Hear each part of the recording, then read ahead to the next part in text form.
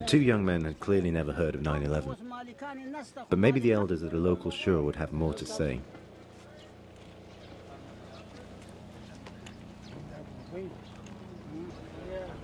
No, they didn't see it. He's saying I just can see the smoke from the buildings, and that's it. That's the only thing I can say. When you guys show this picture, that guy saying I think that was a Kabul.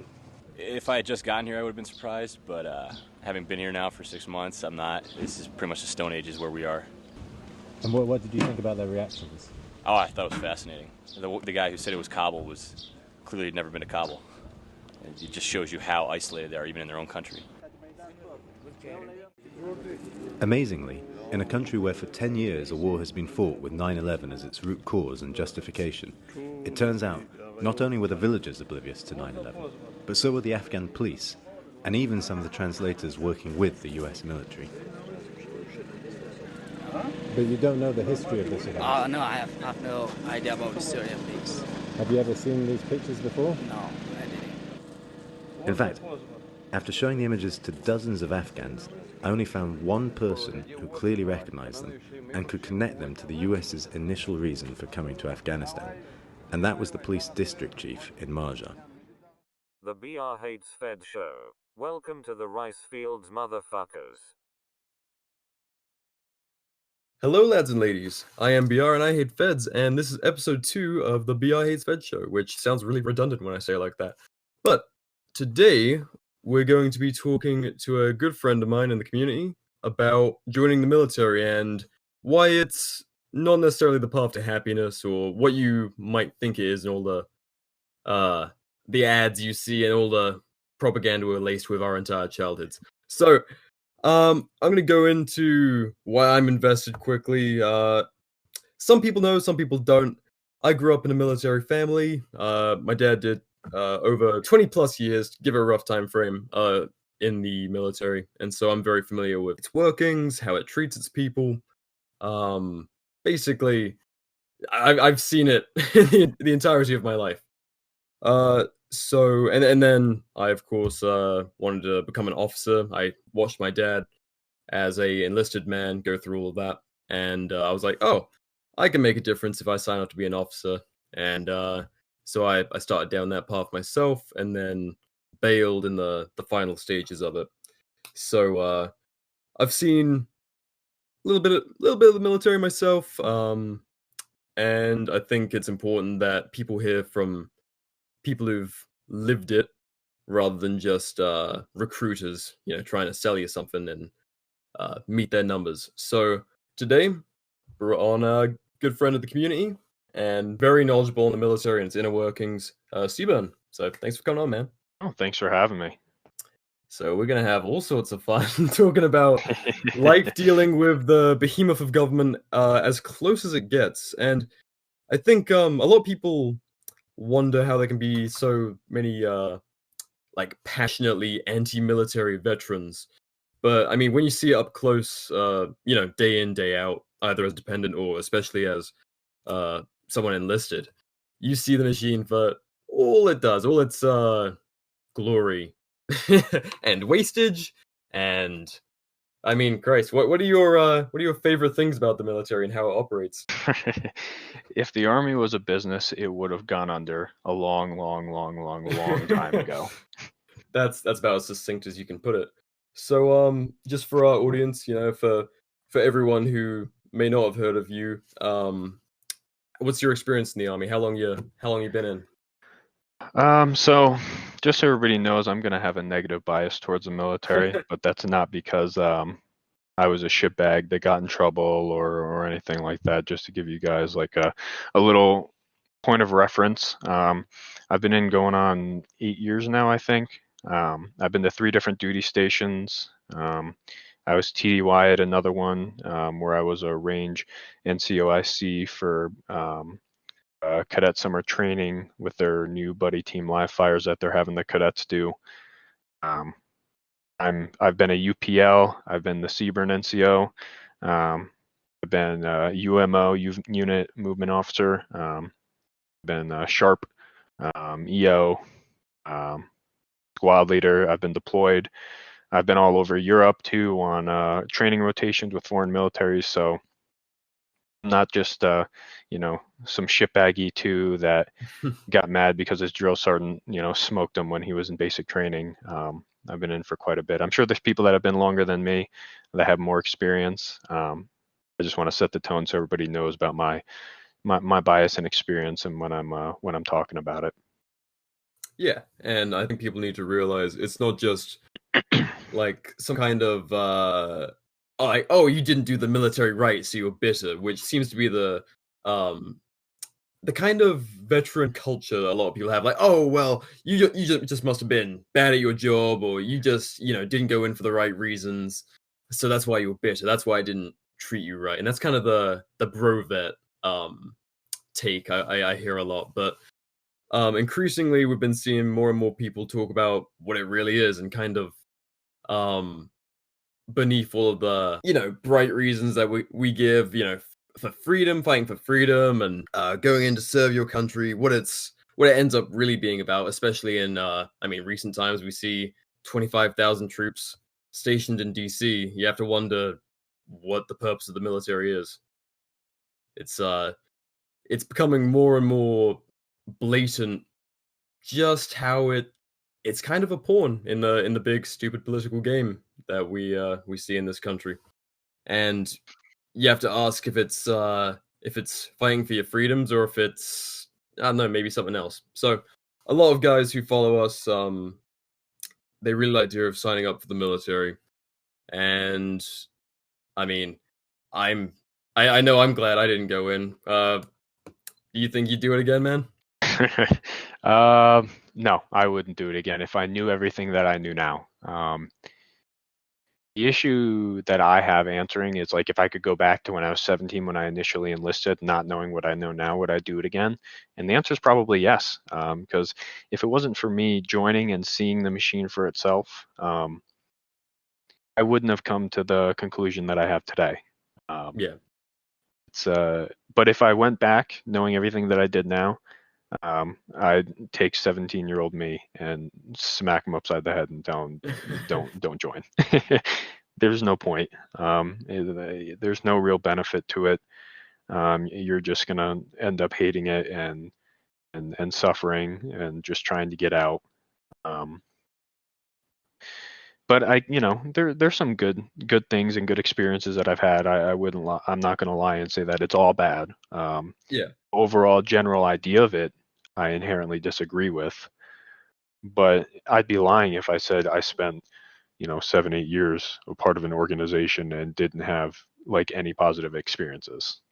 Yeah, I mean, it's kind of impossible. I mean, over 8 years, you live your life, and Jesus, if you're hating every single moment of it, you're just unhealthy. I mean, Right. Misery loves company, as they say, and you can watch paint dry with a group of friends, or crawl through freezing mud for days on end and have fun with your friends. That's just living. So a lot of people have that kind of reaction, and you especially see it with vets. Like, they get out and they're like, oh man, I miss it, because they remember the friends and stuff. But there's a lot of stuff that people don't really talk about as much, just because it's either not particularly glamorous, it might ruin the image someone's trying to project when they're telling their war stories at the bar to some younger kid trying to impress them.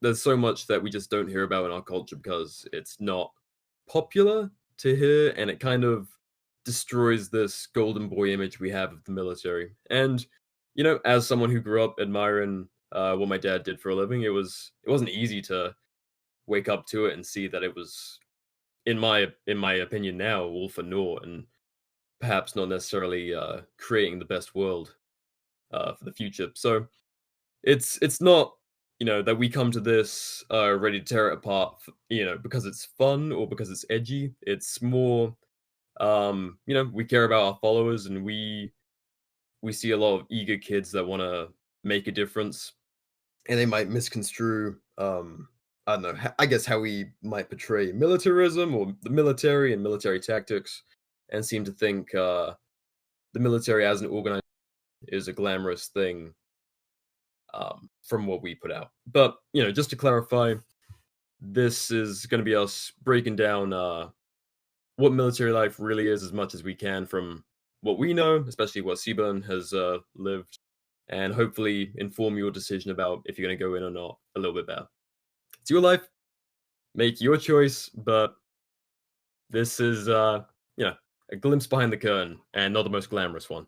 Absolutely. It's kind of heartbreaking knowing, the tactics and what the image of the military and how that can affect impressionable young minds. I mean, it did for me, especially young men. Oh, yeah.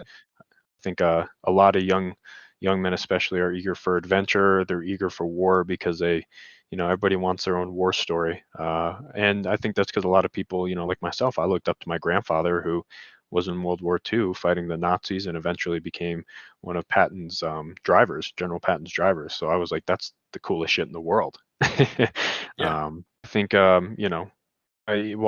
you could see how, stressed my grandfather was just remembering and telling me stories as a kid about, when he was, he got a potato smasher grenade blown up and messed up his knee, or when he was in a concentration camp and saw, my great uncle at the time die. Well, I wasn't born yet, so well, my would-be great uncle, if he was still alive, die in a concentration camp. Like, these are all terrible, hard things, and even though he tried to tell me that without scaring me at a young age, I still looked up to him and I wanted to be like him. Yeah. I think a lot of people go through a similar experience where they see war as glory and an opportunity to be a hero and defend their country and do all these other things. But the reality is just, especially nowadays, is just so disconnected from the image. Yeah, we paint this like 1940s image of war in 2020. Like, I mean, they're even changing not to get completely off topic, but they're even changing the uniforms back to that green to try and keep that, the good old days of America image. It's insane. Yep, the pinks and greens. It's a little subtle things like that that'll boost recruitment numbers even marginally, because they're hurting. They are hurting right now. And I hope for it to continue. So yeah, let's get into why we hope people reconsider joining the military and choosing to I really hope people more and more, especially in this community, look up to people who've been in the military and are like, I'm glad that you shared what you've been through, and I'm gonna live my life as an individual rather than as part of some collectivist mass. I think we hear so many excuses. People want like a hall pass for joining. They might think a certain way. Maybe not have the most favorable views of government. We all know it wastes money. I mean, the roads don't look great. But then people think that perhaps the reasons we have for having this military are all above board. So we hear people say, I want to serve my country. I want to protect the freedoms I value. And like we've been talking about, it's family tradition. This kind of people invest a lot in their patriotism, and they think it's like the gold star of patriotism to have that military discount or to get a free meal at Applebee's once a year. So, like, what do you say? What would you say to people who want to sign up because they want to protect freedoms and that kind of mentality? Because I'd say that's kind of the easiest excuse people kind of find, and they might genuinely think it. They want to protect freedom, they want to protect the American way of life. What have you been your experiences with that? It took me going to Afghanistan. I don't think I mentioned my MOS. I'm an airborne infantryman. So I got the stereotypical what everybody thinks the Army does job. Yeah. It took me going to Afghanistan to realize that our freedoms aren't over there. They never were over there. And who we're fighting is a bunch of people who don't even know what 9/11 is, who are just more likely defending their land and their farm from us being a bunch of assholes, not realizing that we just drove a 2-ton MATV over their crop field. And it's not like a crop field here where there's so many and we have all these markets. These people live in caves. They live in the middle of the desert. They live in a remote area where they rely on that crop field be their means of life. And we don't realize it, and we just drive through that shit, and then we wonder why they start shooting at us, and then we call them a terrorist. Yeah. They have no capabilities of coming over here and harming us. They have no capabilities or even know what 9/11 was. And really, the quote unquote terrorists that are over there, I thought I put myself in their situation, except back in the United States at my family's farm. Some foreign military was occupying my town.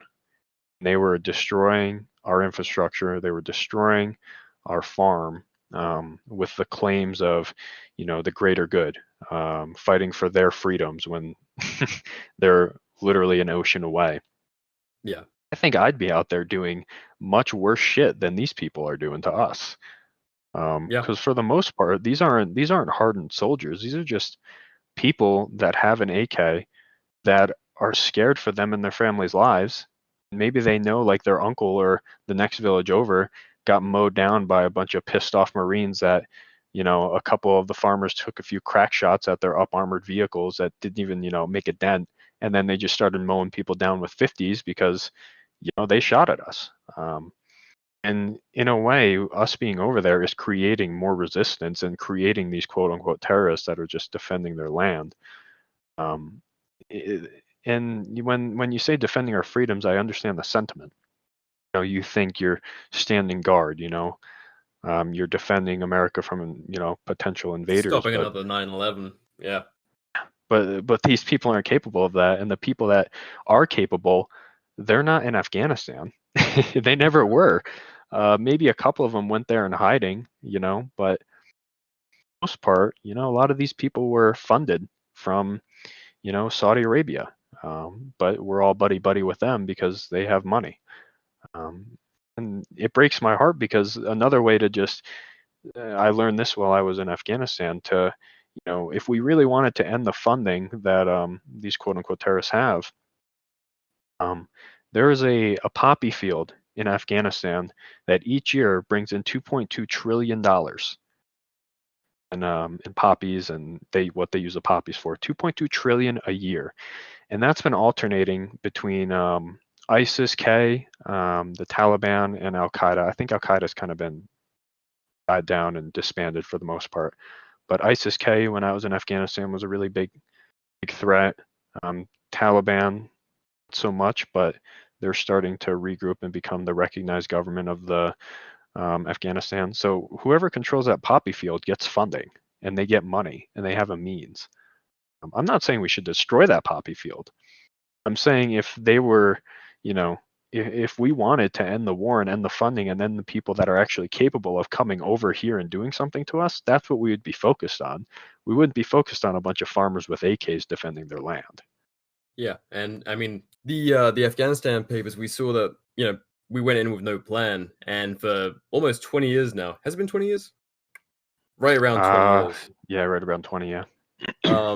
We've had guys driving around in up armored vehicles, patrolling through fields and shit, waiting to be shot at with no real plan. And this isn't like conspiracy nonsense. This is all out there now.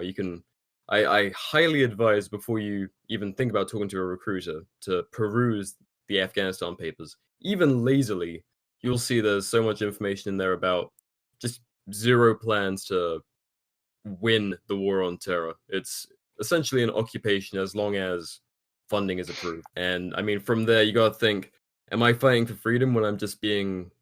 Yeah, I'm just meant to be patrolling villages until I get attacked, and then engage them, and then that's how you lessen the threat to America? I mean, like you were saying, if it was an invasion on American soil, we'd be going full Red Dawn, and our memes, reflect that. and then we send our guys over there, and they respond as Red Dawn as they can, and we're shocked. So I know a lot of it's not a popular thing to say, but a lot of people who really, if you truly value freedom and stuff, I mean, the kind of resistance they offer up is exactly what the Second Amendment would be about here. Kind of something to consider when you say, I want to protect freedoms. It's like, okay, but how are you protecting freedoms when you infringe on someone else's? It's it's a messy place to start from. And I'm not saying that there aren't bad people over there, because there are. There's bad people all over the world. I'm not even saying that the Taliban's good, because they're really shitty. You know, Not the biggest fan. yeah, they do terrible things to a lot of people. Same with ISIS-K. They do terrible things to a lot of people. But the only time they've ever been able to harm Americans is when we're over there. It's the only time. ISIS-K hasn't, come to America, kidnap somebody, and then put a video of them upline cutting their heads off. It's all been people that have been over there. A way to reduce the amount of people that are getting killed by, these terrorists, if you want to call them that, is to not have them there. That's a real simple, quick, easy fix to having people not die from, terrorism. Of course, there's still domestic terrorism. We saw that in Florida with, was it the nightclub? That Yeah, got the Pulse nightclub shot up, shooting. or they drove through them, or something like that. Stuff's still going to exist, but you're not going to stop those people by going over to, the Middle East.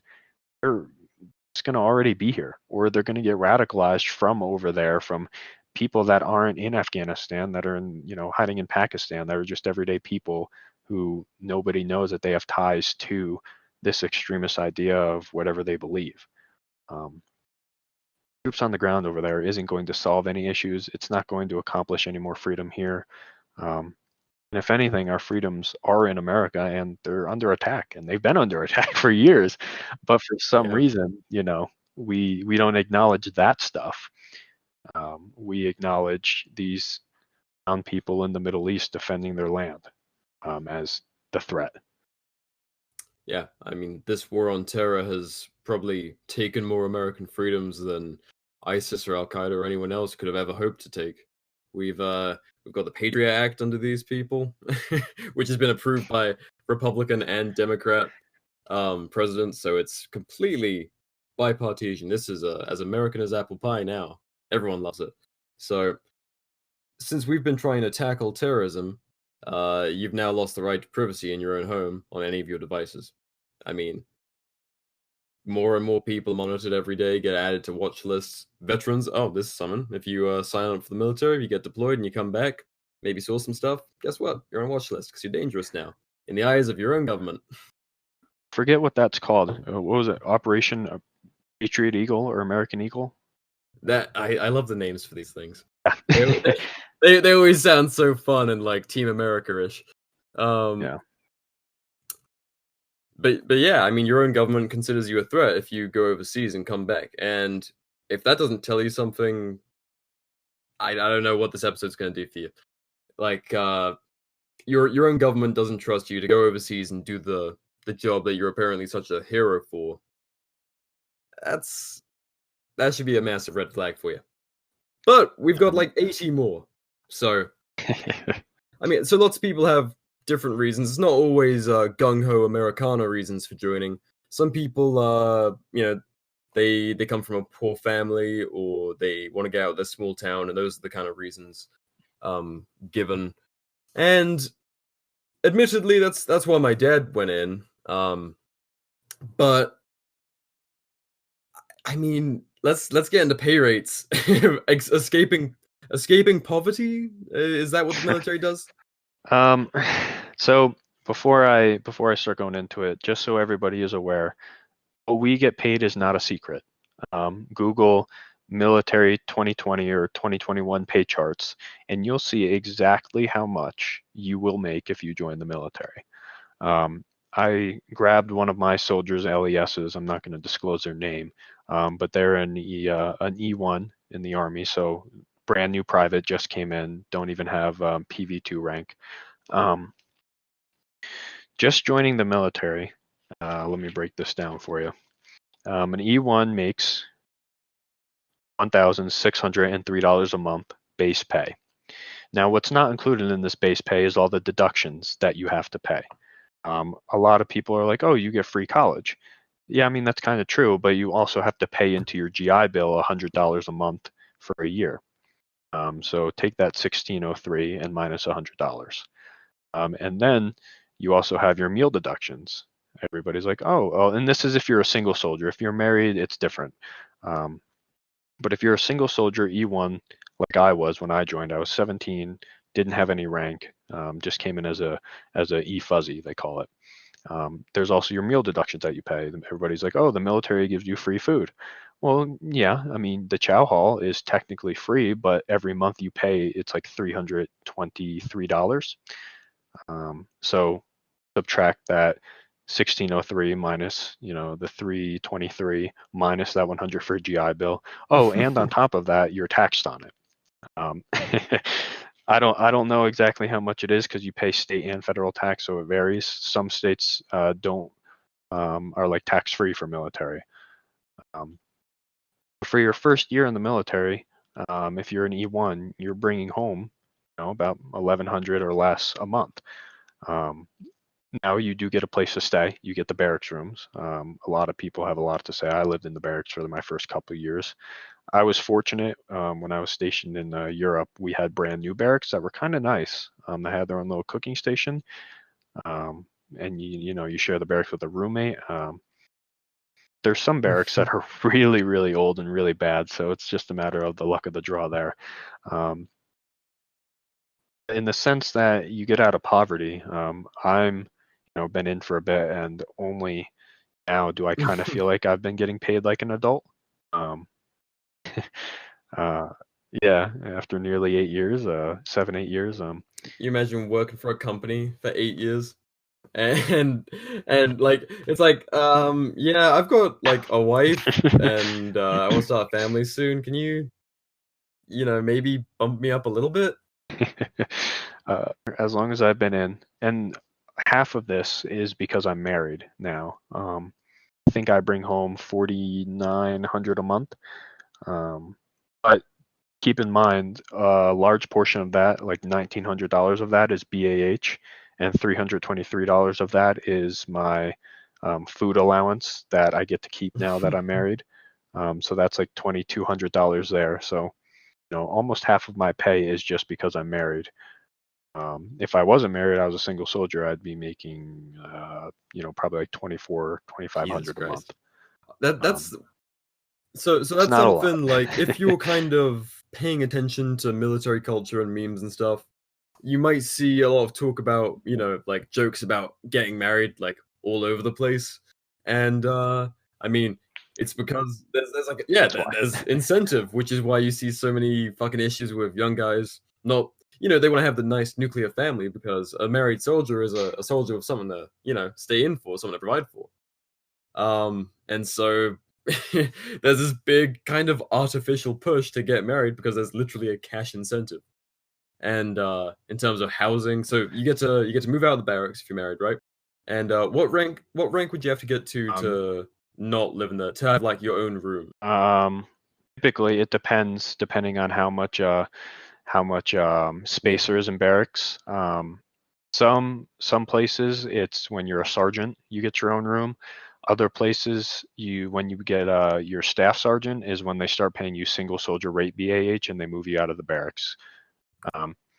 They can't really have somebody that's been in for that long living with the peasants. And that's they kind of divide it up artificially. Like it's kind of a status thing, it's like an encouragement to stay in, right?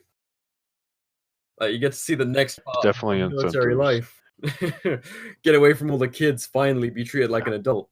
You just sign that paper. Yeah. And that's the other thing when it comes to the military. A lot of people, they'll join, they'll be like, I want to join because, I want to get all this training and become a man. Well, for the first couple of years of your career, depending on how quickly you rank up, if you're not an NCO, and even when you're an NCO, you get treated like a grown infant. Like there's a saying like hurry up and wait, and there's always memes like, oh, commander said the ruck starts at 6:00 in the morning, and then be here by 5:45, and then it gets passed down, and that person's like, hey, ruck starts at 5:00 in the morning, be here by 4:30, and you can't be trusted to even show up on time, and they have to compensate for that by adding ridiculous timelines, and then you show up, you're all ready to go, and then you end up just sitting there for hours. You're not allowed to leave because God forbid the commander wants to start it early since everybody's here and you're not there. So for the most part, like you just get treated like a grown infant. And even now, I've been in for this long, and there's sometimes, not very often anymore, but there's sometimes where a bigwig will come down and he'll treat everyone like a child, even the commander, the officers. If some general comes and visits, like he can just treat everybody like a child, and there's nothing you can do about it. So you don't really get the lowest form and the lowest level of training consistently. And then treated like an infant for it, while everyone shakes around rank, aka dick. Yep. And so that's some of that brotherhood. I know we're kind of getting a little off topic here, but it's easy to get caught up in the rank in the rambles. we have a format. We have some show notes, I promise. I mean, it's a show that I'm hosting, so the show notes go out the window and turn into confetti in the first 5 minutes. We had good intentions though. But so yeah, a lot of what you hear about during the military, just from the offset, like so many things are just not even remotely true. You hear one thing and you get in, and it's almost a joke how different things operate in actuality. You go in to be this tough guy hero, capable, independent, get some training, and then you're treated like a child for the majority of the first part of your career, unless you really stay in. And by that point, I mean you're getting treated like a child by people who wear ties, not rank. If you don't mind, I'll break down the process of like from speaking to a recruiter to graduating basic training. I'll try and sum that up in less than go for a couple minutes. Everything you think is important. So for starters, a question that gets asked often is like, oh, you're a recruiter, so you just get paid extra every time you recruit somebody, so it incentivizes you to lie. That's not at all true. There is no incentive for how many recruits you get, at least not financially. You don't get paid extra. Now, what that will affect is your NCO-ER, and what that is, that's an NCO evaluation report. So depending on how well you do as a recruiter can affect the rest of your career. But there is no financial gain. There is no bonus if you hit X number of recruits. You're going to get paid the same regardless. And there's a couple different types of recruiters. I'm trying to cover, what's the saying, a large group of people with a large blanket. Yeah, with a blanket, or net. You guys know what I'm trying to say, right? I hope. Yeah, I'm trying to cast a large net. Yeah, there's gonna be outliers to these two stereotypes I'm about to mention about recruiters. There's gonna be exceptions, but for the most part, most recruiters are either voluntold that they have to be there, and they really don't want to be. They hate recruiting. They never wanted to be a recruiter, but they have to be here and they have to do a good job, or else the rest of their career is going to be ruined. Or you have people that volunteer to be a recruiter because they have no intentions of staying in the military, and being a recruiter can get you stationed in your hometown or wherever you want to end up when you get out. So they use that as a good transition to, oh, I'm going to buy a house, use BAH to pay for the first 2 to 3 years of my mortgage. I'm going to get established. I'm going to start making communication so I can get a job. And I'd argue that those recruiters are the ones that you'd want to talk to, because they don't give a shit if you join or not. So they're not going to lie to you. They could have a commander breathing down their neck saying, you need to get these numbers up, because somebody's breathing down his neck about getting the station's numbers up. But that NCO is not going to care. He's not going to care if you join or not. You'll have to probably pursue him in order to get him to do the paperwork, because he doesn't care. A negative NCO-ER isn't going to do anything for him when he gets out. Then, you're obviously going to have those that, like I said before, that, were voluntold to be there. They voluntarily chose to be there because they want an easy assignment that they think they can do well at. And those will be the ones that are going to act like predators and not be upfront and honest with you. So right off the rip, I would be skeptical about your recruiter regardless, not because he's getting any financial compensation if he gets you in, but because he has career incentives, which I'd argue is even more, than a financial incentive. His career is on the line. If he does a bad job here, that's a negative NCO-ER, and that's going to, bog him down when it comes to promotion. So after you speak with your recruiter, he's just gonna, he's gonna try and bring you through the modified MEPS process, which is military entrance. I'm probably getting the name wrong, but it's the building that you go to where you get this huge physical, where you duck walk naked. They evaluate your medical history. They ask you if you've done drugs. And everyone lies. Probably going to drug test you before. Yeah, you're going to have to lie. And I don't know if that's by design or by intention. It disarms you, doesn't it? Because like every single, I mean, like I'm not gonna blanket say that, but a lot of kids smoke weed these days, and they're gonna look you in your little beady eyes and go, "You ever smoked weed, son?" And you're gonna be like, "The answer is no." The answer is always no. Yep. Get away, you can look at him. Always no. Yep. Yeah. You're gonna look at him, and you'll be honest at first. Be like, "Yeah, I've smoked weed before," and he's gonna look at you and be like, "Have you ever smoked weed before?" And wink. Hey, when they ask you at MEPS if you've ever smoked weed before, what are you gonna say? And like I said, I don't know if that's by intention, because you kind of need to be a good liar to be successful in the military. We'll get to that later, but you kind of have to at least be good at manipulating the truth. But it's the same thing with broken bones. There was a kid that I went to MEPS with that broke his nose when he was like 4 years old, and they denied him entry. Pre-existing condition, I guess. So yeah, going through the MEPS process, you're going to have to lie in order to get in. Your ASVAB, if you can score whatever, chances are you'll qualify for like at least 2 Wow, that's really high. You could do anything. Yeah. I was the dumb bitch that I did score high enough to where I could do everything except for like satellite communications. And I looked at them like, no, Ranger. And they were like, you want to be a Ranger? And I'm like, yes. They're like, you don't even want to look at the board with all the different options. I was like, no, I want to be a Ranger. Oh, Jesus. How'd that go for you? I mean, I got my option 40 I got the option 40 contract. I will tell you, I got the contract, and Wallen Rasp, I got hurt, and then I was like, yeah, I'm gonna come back in 6 months after I go to my unit. And then I got to my unit, and I'm like, there's no fucking way I'm going back. This is enough. Yeah. So then after you go through MEPS, let's say you get accepted, you pick a job that you want, you get a contract, you sign the contract, not reading the contract because you trust what the recruiter says. Little do you know, inside that contract, while you might only be signing a 3-year active duty enlistment, you don't realize that you're actually committing an additional 4 years to the inactive reserves. That's just standard. They don't really mention that even after you get out after that 3-year active duty, you are still in the inactive reserves for 4 or 5 years, depending on your contract. So yeah, so many people are like, oh, I'll just go in for like 3 years. I'll just go in for 4 years. That's not what you're signing up for.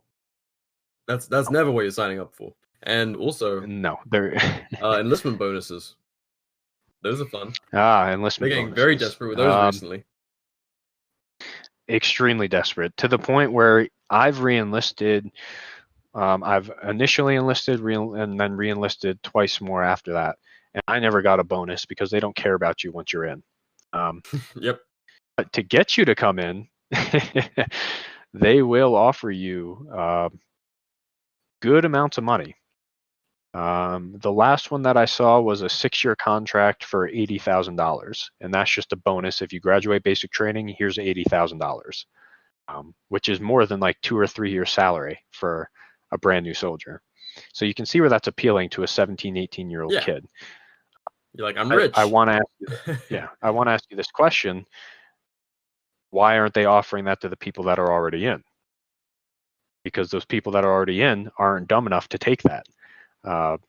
There was a $120,000 re-enlistment bonus, I think like a year ago, for nuke techs, or it was something with nuclear, and they couldn't get people to sign it because they're like, no, I don't care. You could offer me $120,000 for 4 years. I'm not doing it. So that should tell you something about the quality of life in the military and the military itself. If they can't even offer those bonuses to people that are in to keep them in, probably shouldn't take it to join and then be at the lowest ranks, you know, for a majority of that contract. Yeah, there's something to be said about the cost of free agency versus $120,000. Yeah. People are making their choice.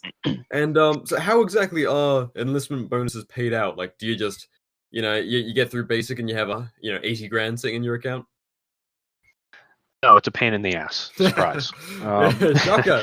I didn't expect that answer. Yeah. I had a soldier who got a $40,000, or was supposed to get a $40,000 enlistment bonus. He was promised that by his recruiter, and he thought he signed paperwork claiming that. And he showed me the paperwork that had just his signature and not the post commands. Yeah, yep. And he didn't get it because the post commander from the recruiting station didn't sign off on it. There was another soldier that did have all that paperwork, and it took about 8 months before finance got caught up enough. And then I'm not sure if it's a lump sum now all at once, or if they break it down to like half upfront and then half when you get out. Oh man. How they do it now. There is a couple different ways, and then there's a lot more ways to where they make it so you can't get that money. Well, yeah, it's in their And interest I don't to make you sign that paperwork and spend as little on you as possible. Yeah, and I don't think it's necessarily that recruiter's intention to fuck you. Yeah. I just think they don't pay attention, and there's a million different pieces of paper that they have to do on their end that you don't even see in order to get you in, and then things just get forgotten about. Oh, I'll get this signed by the company commander, and then they just don't. It's. But you're signed up, so his job's done, and he's not gonna kill him. Like the vast majority of recruiters aren't gonna kill themselves to help you out because you're just another kid. You're a number. Oh yeah, I talked to my recruiter. Funny story about that. The only time I talked to my recruiter after I got out of basic training and graduated was when the Army told me, like 15 hours after I graduated airborne school, I didn't have a duty assignment yet, and they were like, "Oh, hey, you leave for Italy in like 15 hours." And I was like, how the fuck am I going to get to Italy? They're like, "Here's a plane ticket, bye." And here I am. I think I had just turned 18 after that, and after being told that I can't make decisions for myself, I have to have an NCO make a decision myself for all of basic training and all of airborne school, to be handed a plane ticket and said, "Here, find your way to Italy." I showed up to Italy after flying there, and nobody from the Army was there to greet me.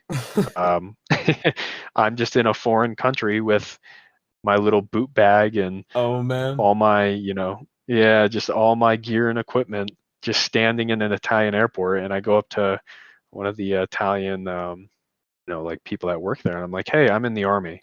They just like, they looked nice. at me and they were like, "Okay." And I'm like, "Where do I go?" And they were like, "I don't know," except with the bippity boppity language. And I'm like, "Well, I don't know where to go." And eventually I did find the military liaison office. Surprise, surprise, nobody was in there, and it was just collecting dust and clothes. Oh Jesus. So there's no contact number. Yeah, there's no contact number. There was no place to go. I was just in Italy, and I have these military orders, and I didn't know how to read them at the time because there's a lot of words and I don't know what they mean. It just said, the only part I could make out was getting stationed in Vicenza, Italy. 2503 was my unit, second of the 503rd. I didn't know what the fuck that meant, so I called my recruiter.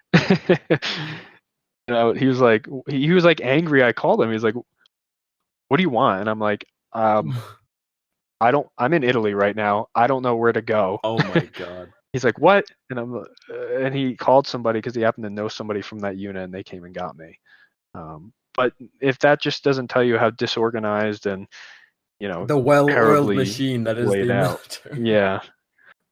Yeah, they'll send 17 and 18-year-olds who never experience anything to a foreign country with no instruction other than you're getting stationed here.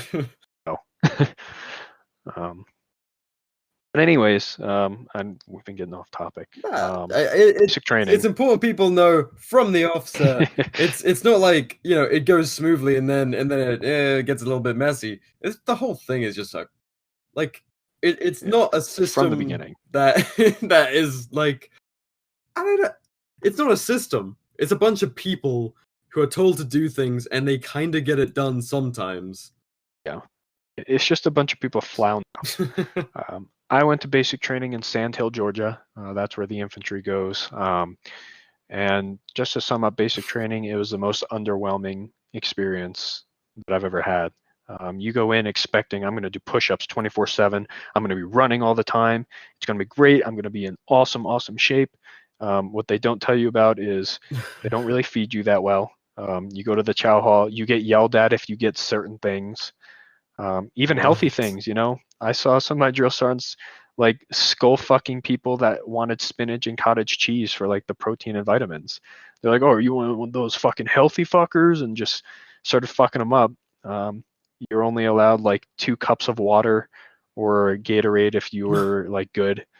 It was really underwhelming. A lot of basic training is spent getting fucked up for things that you didn't know that you did, which I understand. You know, they're trying to break you down, and you're just gonna get fucked up because that's just they need you I'm not to complaining listen to about it. orders and stuff. So they just like mess with you until you're like, okay, tell me what to do. Yeah. And it's just underwhelming because for the most part, you'll go like 300% for like a couple hours, and then you just won't have anything to do. And to make up for that time, they'll have you do the most asinine tasks that don't mean anything. Cleaning your rifle, for example, for anybody who's familiar with firearms and goes to the range, you know, you go out shooting, you could go shooting for fucking 12 hours straight, put thousands of rounds through that barrel, and you get home, it's going to take you maybe, 2 hours to clean your rifle, before there's not much more that you can do with it. No, I've spent like 12, 13 hours being told to clean a rifle. You're not allowed to sleep unless it's nighttime. They take away your beds sometimes, which was, in hindsight, kind of funny. In the moment, it was pretty fucked up. People would go into the bathroom and sleep on the toilet. Drill sergeants would like kick the door down. But like for the most part, you're not just training. You're not getting valuable training. I mean, there's some parts where you learn to be a soldier, but I mean, I'd argue sitting there cleaning your rifle for 13 hours straight, you learn more about being a soldier doing that, because that's a majority of what you do, just mindless, meaningless tasks that can be done much more quickly, and much more efficiently. But you have to do it for hours on end because there's nothing else for you to do. So basic training is very underwhelming, especially nowadays. They replaced the shark attack, where it was just drill sergeants screaming at you for random shit. Replace that with like first 100 yards, I think they call it, where there's like no yelling involved and you just have to move a bunch of MRE, but it's just stupid. Basic training is underwhelming, and then you get to your first unit and then all your NCOs are mad at you because yep. You get to your first unit and all your NCOs are just angry at you because you didn't learn anything in basic training and they learned something. Yeah. It's just the whole process is just unorganized, and you don't learn what you think you're going to learn, and then you just get underwhelmed, and then you're disappointed before you even get to your first duty station. Unaware of how to do your job or how to function as an adult to be useful to other people who don't think they're adults yet. Who might be older than you and in charge of you. Essentially, basic training teaches you essentially how to complete mindless tasks after you're told to do them. That's really all it does. You don't learn to be a soldier. You learn basic weapon manipulation. I mean, it's basic training, so you really should only learn basics. I understand that. But even then, like, I'm talking basics, like don't point your weapon at something you don't intend to shoot. And even that gets fucking thrown out the window when you start doing diamond washer drills in ARM. You're all in a limited capacity space where you have to point your weapons at each other to complete the task. So it's yeah. Counterproductive. I don't want to sound like I'm just bitching about it. Yeah, I'm not just bitching about it because I didn't like basic training. Yeah. Looking back on it, if I'm honest, it was the most fun I never want to have again. Because there's a lot of funny memories that stick with you because you're all just suffering doing stupid shit. You got to make positives out of it. But like getting soldiers now as a squad leader, I get soldiers that can't even like do a single pull up, and it's just like, what the fuck are we even teaching these guys? Yeah.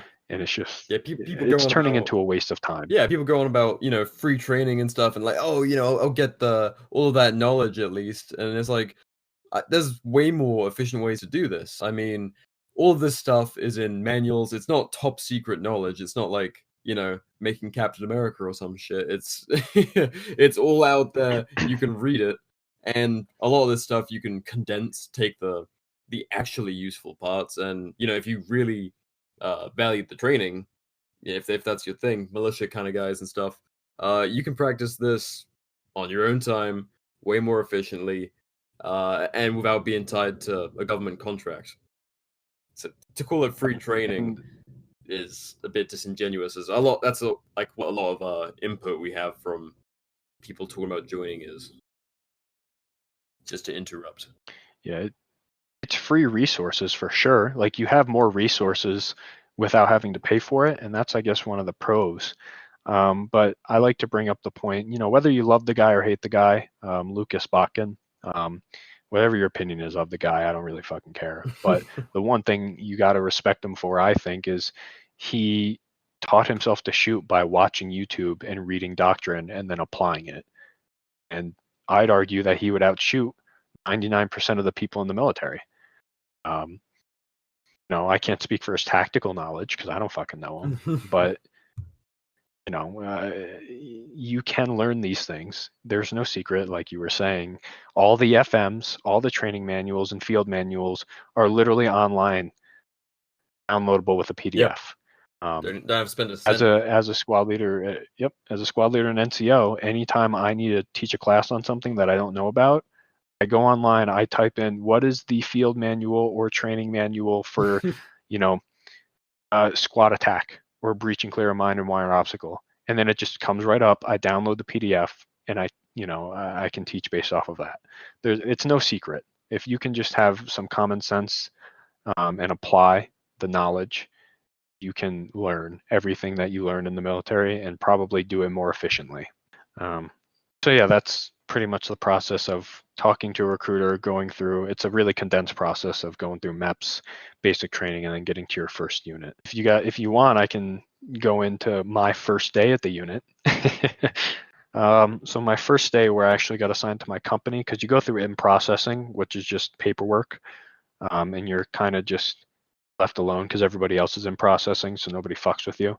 But when you get to your actual first unit and you get assigned your platoon or squad or company, my first day was spent lunging around the base. It was called Deldin, which is 2.4 miles around.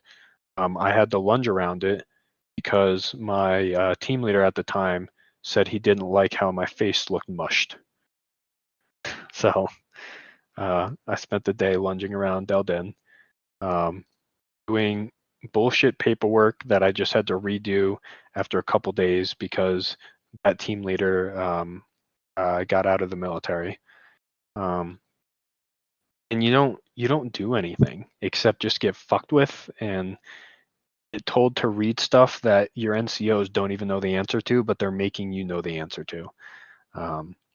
It's really underwhelming. I'm telling you guys, if you join a combat arms and your intention is to be this Billy badass that goes over and kicks in fucking doors, I'm sorry to tell you, but those days have been fucking gone. Like even like Fallujah, everybody talks about that. I wasn't there for it. I'm not going to speak about it, but from my understanding, even then, it was all just kind of improvised. Go do this mindless task of clearing rooms for days. And yeah, there's people in those rooms and sometimes they shoot at you, but you do it for so long that you just become numb to it.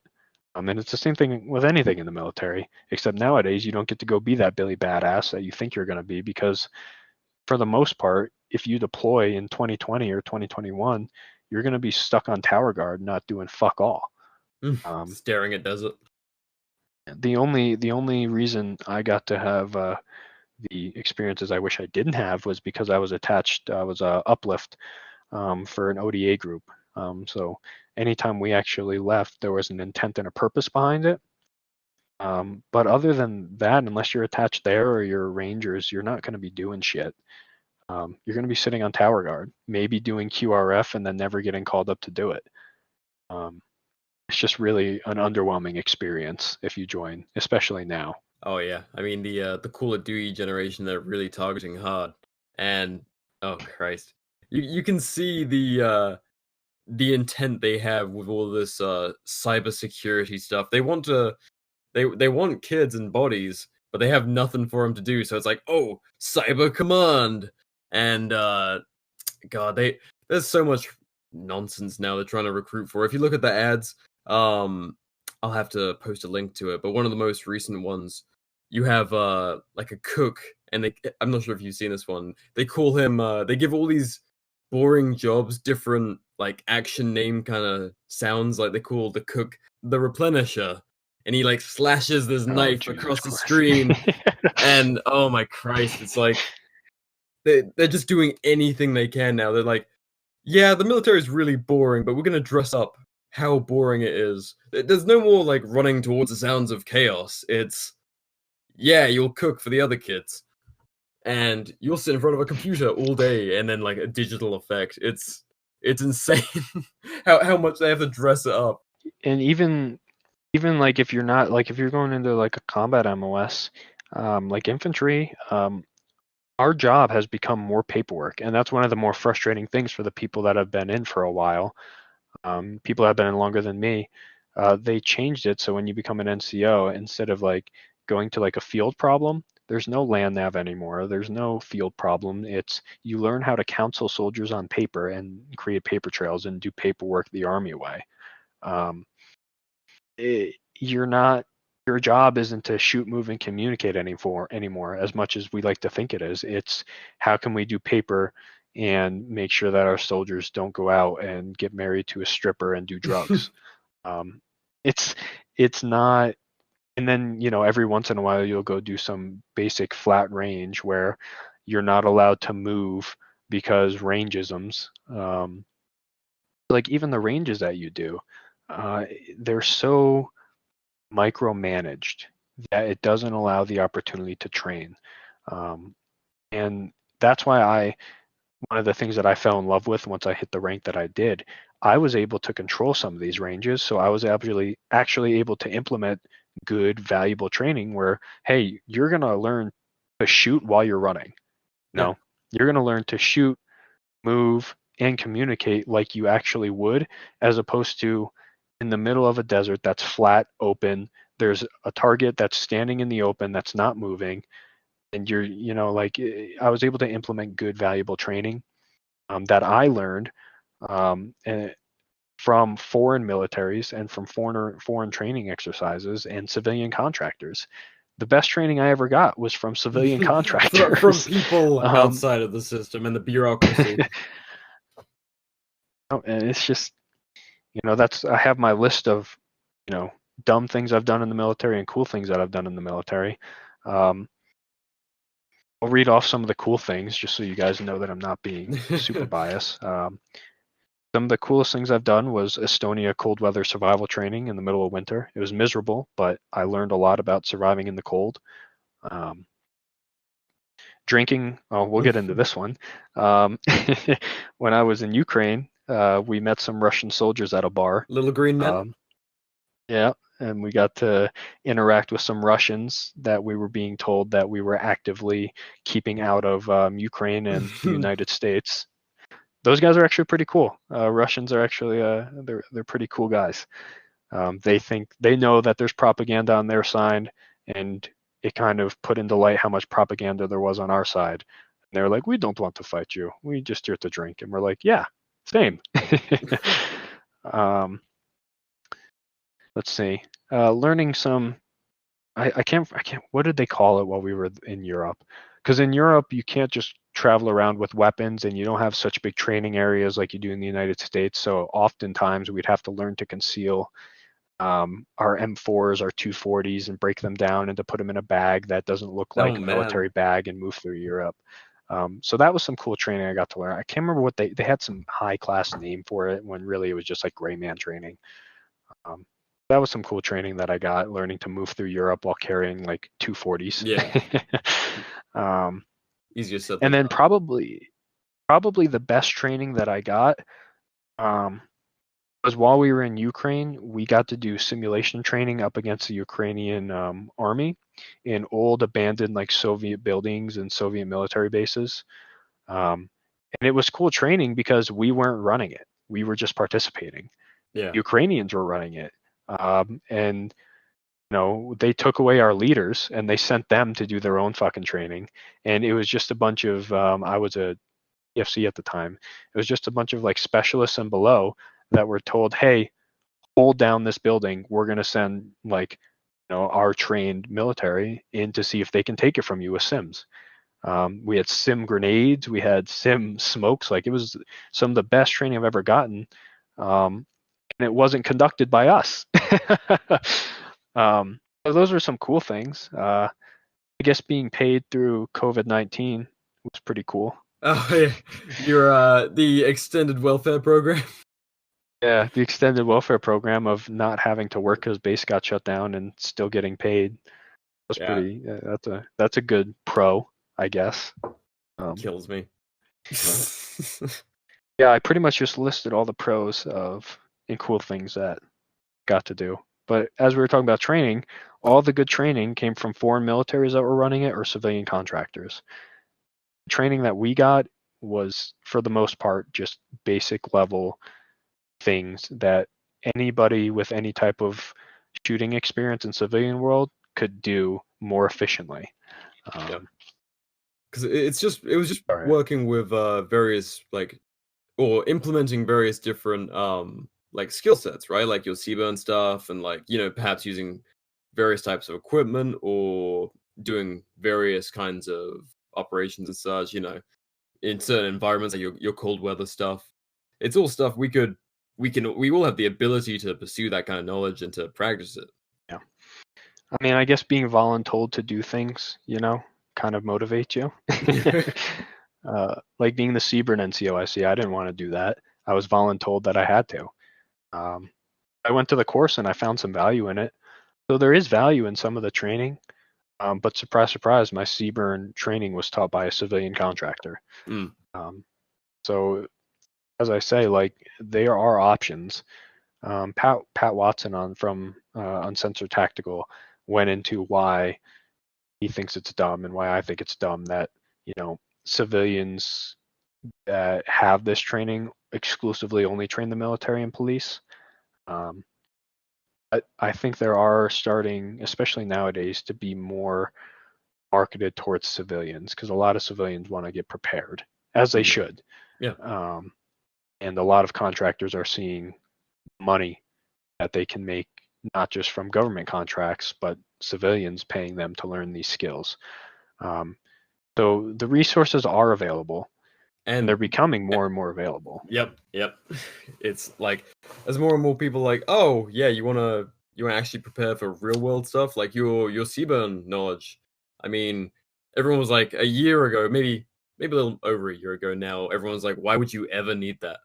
And then guess what? People are using chemical weapons on Americans, and it's not just rioters. I mean, everyday journalists, people who live in these areas that were being just gassed to all hell. It's valuable for them. Yep. So it broke my heart seeing that video of those people that were pressed alongside a fence that were just like surrounded, and they just started shooting tear gas into them. Yeah. They were surrounded, literally trying to get away, trying to leave, and there was nowhere to go. They were cornered. And then, I got in a discussion with somebody. He's like, well, there's no doctrine that teaches you to shoot the people with the canisters. Yeah, there's no doctrine that says that. That doesn't mean that people aren't going to aim and try and hit people with the canisters for fun. Seriously. Like, it's going to happen. And it did happen. Yeah, and it's people losing eyes and stuff. It's heartbreaking seeing that stuff is happening here in the U.S. I think it was kind of inevitable, unfortunately. And now, a lot more people are interested in some of the CBRN sides of it, which is, good for me. But in a way, I wish it wasn't true. Yeah. To speak about something very real. It's why we question signing up for the military these days to protect freedom. It's like your freedoms aren't over there. You need to stick here and make sure they in whatever scraps are left remain, stand up for your family and to make sure in this kind of rough time the home front's safe. And for a long time, it's been kept quiet. Yep. There's been a lot of discontent and distrust from the military and the government, and that's been happening for years now. And it's just now starting to come to light with what we saw, where the Secretary of Defense is concerned about domestic, or what was it, extremism amongst the ranks. Radicalization in the ranks, I believe. Yeah. Yeah. Distrust from the government and whatever they classify as radicalism or extremism. That's been a thing for a long time, because people live in the machine and they see it, and they just don't trust it for anything. Go ahead and if you're one of the people that believe that government provided healthcare is a good idea, go ask any veteran or anybody in the military what they think of their healthcare, because that's what it is. We have that healthcare, and it's terrible. I could go on for a whole episode about how the mental health and the actual healthcare when it comes to physical things is just so broken and corrupt. It's not a good system, and the people see these things that are in the military, and they don't trust it. So when I see things like the Secretary of Defense is like shocked and doing the stand down for radicalization, it's been happening for a long time. Yeah. It's why they put you on watch lists. It's why Oh. you're considered dangerous, or more dangerous. An untold story that didn't get out, that I was kind of surprised. People that I know from my first duty station that ended up going to the 82nd that are similar like me. They're squad leaders, in the infantry, over in the 82nd during the riots that were going on near Fayetteville. They were told, hey, draw your weapons and draw live ammo. We're going to DC. And they refused. They refused orders and got apprehended by MPs because they were refusing what was called a lawful order. What riots were these? I remember when the Black Lives Matter riots and everything was going on in Washington, D.C., and they were considering bringing active duty troops in. Oh, yeah, gotcha. I was like, just wanted to clarify for everyone that it wasn't like the inauguration stuff or the Capitol. It was like a separate. Yeah, no, that's separate. This is months ago. My buddies got apprehended and arrested by the MPs because they refused to draw live ammo. That I was surprised that wasn't all over the news, because that's a pretty big thing. Seriously, that's some like Revolutionary War kind of stuff. Well, it sounds of the orders. And I only heard of it because I had friends that were actively texting me like, I'm not doing this. And we were just talking because I reached out. I'm like, hey, I heard you guys are being activated. And then they were telling me like, no, we're refusing. Like, we're not doing that. So this distrust and discontent has existed in the military for a long time, probably even before I was in. And it's just growing. And I'm not saying everybody in the military is like that, because there's not. There's a lot of people that are very, very, very loyal. They're very strong opinionated, are strong in their opinions, and they believe wholeheartedly in the system. And I mean, I did at one point too. But there's a lot of people as well, and it's growing, that are really starting to see the corruption, the terrible leadership, and how the military is being used as a political pawn, which is dangerous in history. Once the military gets political, things tend to get dangerous. If we're going to talk about the quote unquote coup in Washington, I hate calling it a coup because there were no guns. Was, if we're going to call that a coup, that's the most disrespectful thing to all the South American and Latin American countries that we actively funded and actively assisted coups with. Yeah. And if we're getting the military involved, protecting the capital, that's when you're going to start seeing coups happening. Well, they're keeping there up were those articles. fences now. I saw that. That's Insane, isn't it? I don't want to get too political with it. Oh no, but I mean they've Yeah. turned. It's ramping up more and more that the military is being boldly used to defend government, not like freedoms, government. And you have to ask yourself if you're thinking of signing up, do you want to be standing outside the Capitol, you know, with a 240 and being told that live ammunition is necessary, like in DC?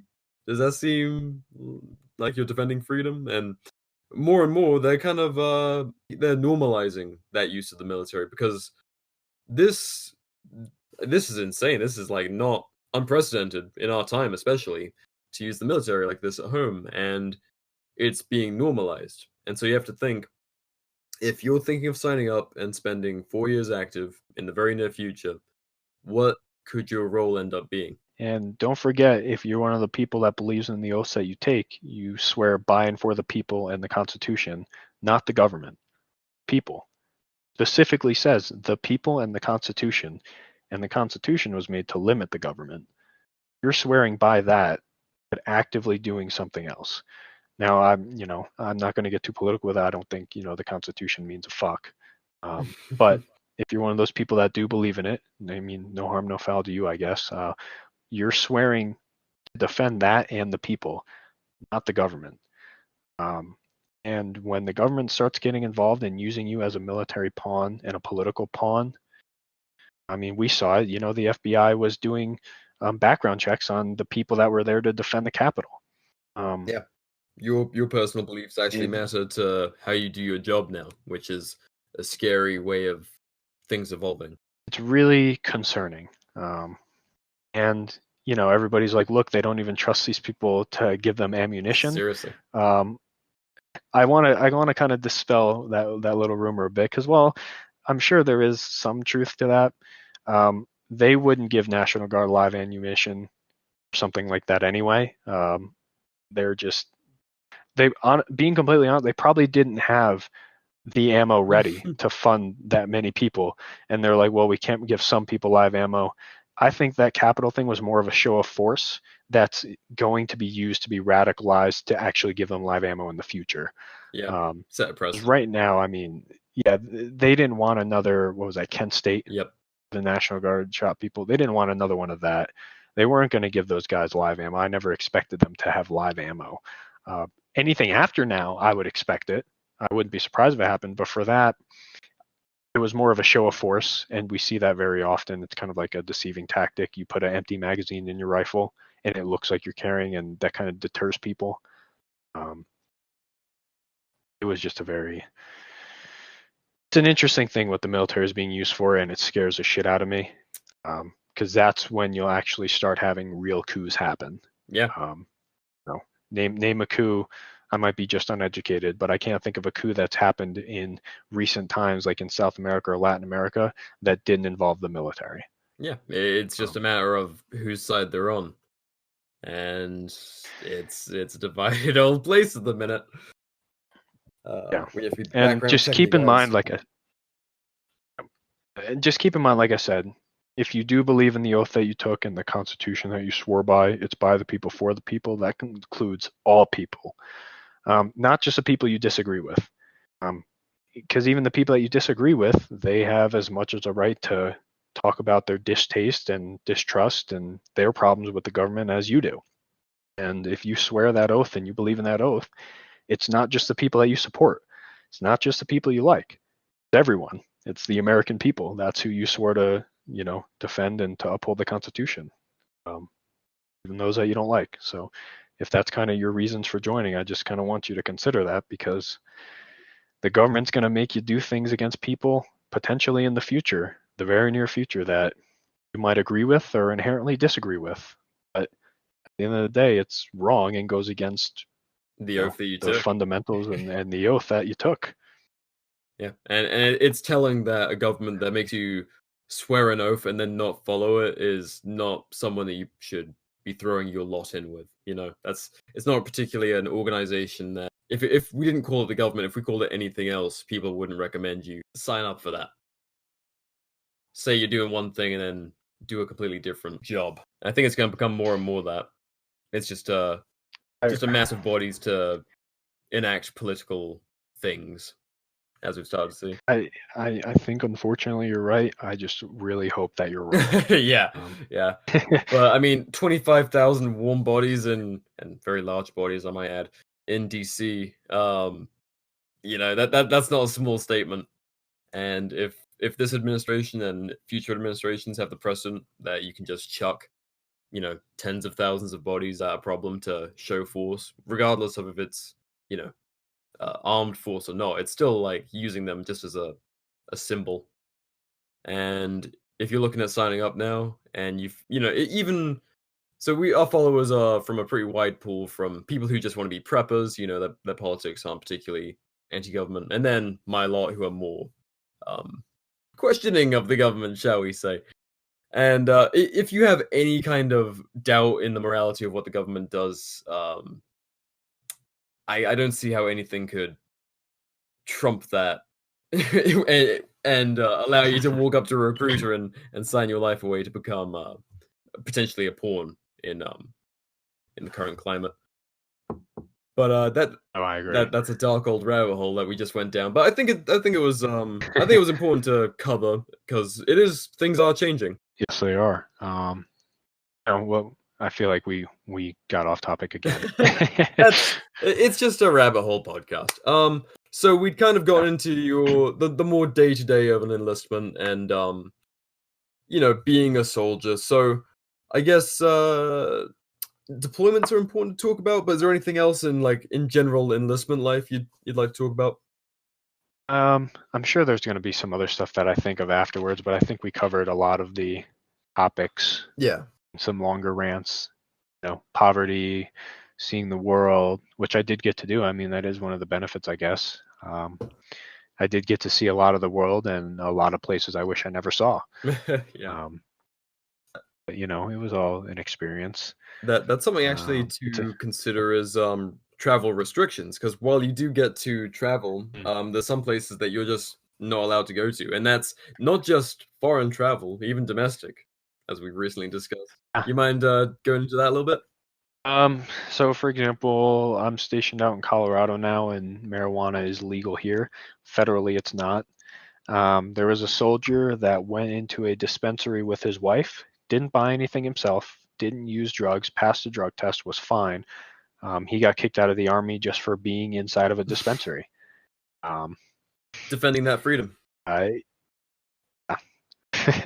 if we want to talk about leave, for example, they're like, oh yeah, you get like 30. I don't remember what the exact number is.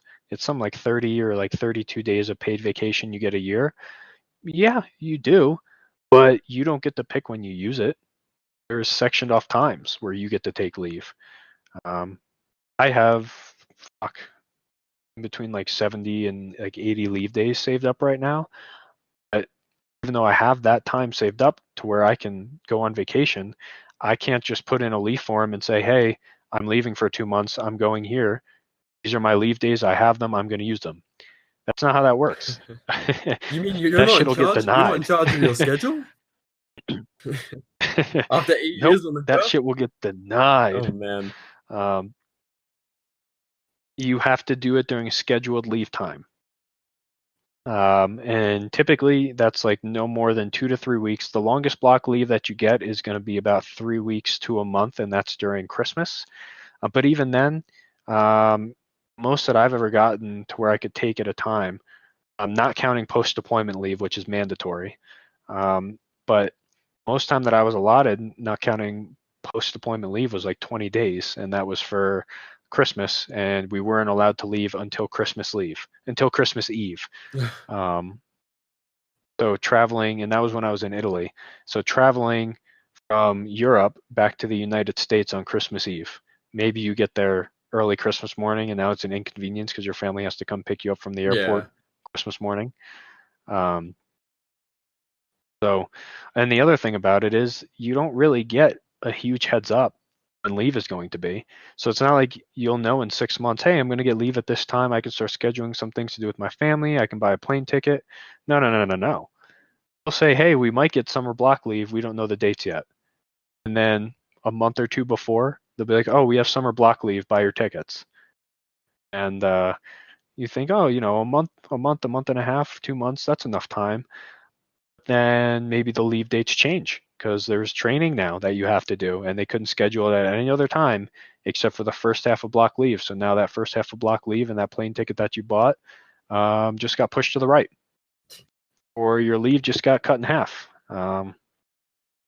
So even though you have these promised vacation days, you don't get to control when you take them.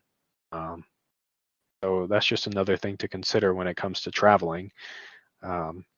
Like I said, I have in between 70 and 80 leave days, I think now, and there is no way in hell that if I put in a leave form right now to take even 30 days, let's say I was like, yeah, I want to take leave for 30 days, I would get denied. I could be like, I want to take 30 days of leave and stay in my apartment and I'm right near the base, that it would still get denied. Just because it's not the allotted block leave and I don't have a reason. I've seen people miss like best friends' weddings from home. You miss a lot of things. You don't just get to, hey, I'm gonna use my vacation days now and go see this. They are pretty good with your kids being born for the most part. They're pretty good with that, which I think is kind of expected. Yeah, that's kind of like a normal thing. Yeah, that shouldn't be like a perk. It's so weird how the military desensitizes you to very basic, like liberties like that. Like my dad coming home for from a deployment early after he'd been gone for upwards of a year at longest, and then all of a sudden coming home like I don't know a few weeks early. It's like, oh my god, thank you, wow, how great this is. And it's like I had so many friends. People thought, like my mom was a single mother a lot of the time. And it's like, no, just a military family. That's if you're planning on doing a longer career and having a family, there's going to be a lot of events that you miss out on. A lot of events that you're way away from your family for 6 months, 8 months, a year. You're seeing them taking their first steps on a Skype call or Zoom or whatever it is these days. It's at convenience of the military, not at convenience of your life and the important things that happen within it. Now, I will say there are some jobs, I don't know which ones specifically, but there are some jobs that aren't combat related where you're a little more lenient with how you get leave. And sometimes your leave will get more approved. But if you're infantry, especially if you're not an NCO, I mean, I'm an NCO now, so I get like that kind of like, hey, we trust you're not going to purposely take it to miss training. So sometimes I get the benefit of the doubt, but it's not very often. For example, picking up my service dog, I'm going to put in leave to do that now, and that's not until August. And I don't know if it's going to get approved or not. And it's only 4 days. I'm asking for a Monday to a Thursday to go pick up my dog in Florida and then to come back. And I don't know if that's going to get approved or not.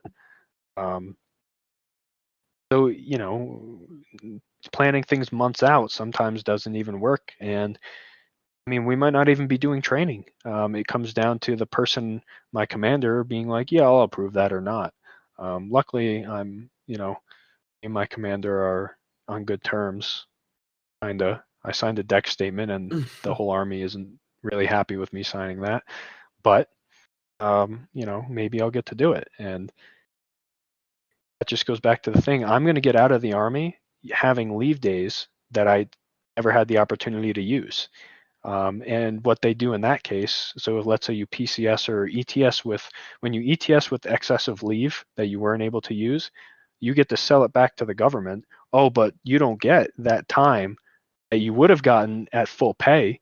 You get it at like 40% of what you would have made had you have just taken leave. So you don't get those full leave days, the pay for it. It's just kind of like, oh, you didn't use this? Why didn't you use it? Oh, You weren't allotted time to use it. Okay, you can sell it to us. Oh, we're not going to pay you, out. We're not going to pay you out for all those days that you would have missed for paid vacation. We're going to give you like 40% of that. So the restrictions on where you're able to go and what you're able to do isn't just whenever you want, even though you have the days. It's whenever your commander says you can. Yeah.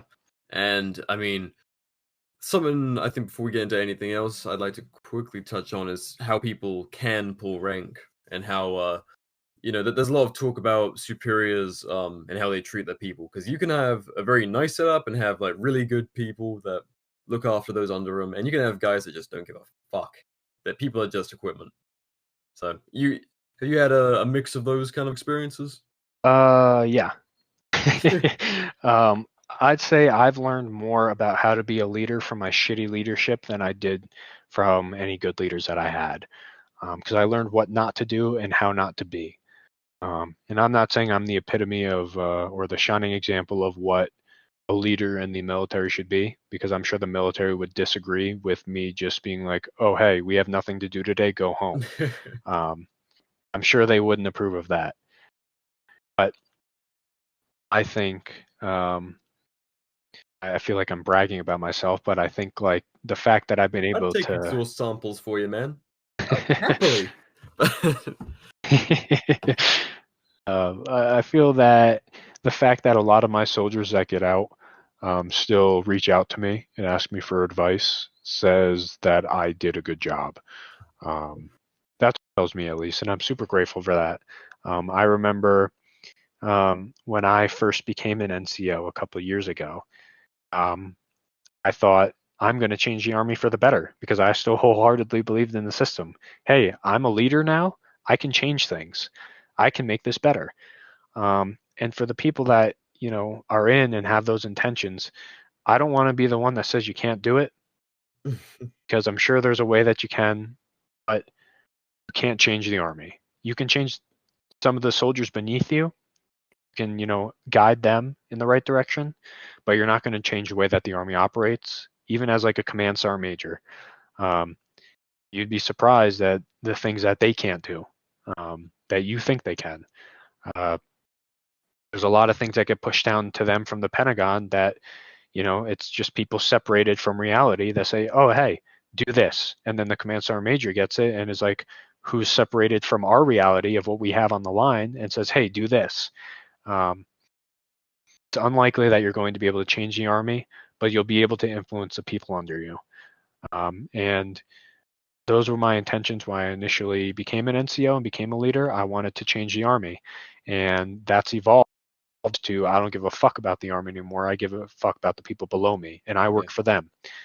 I work for my soldiers. I don't work for the people above me.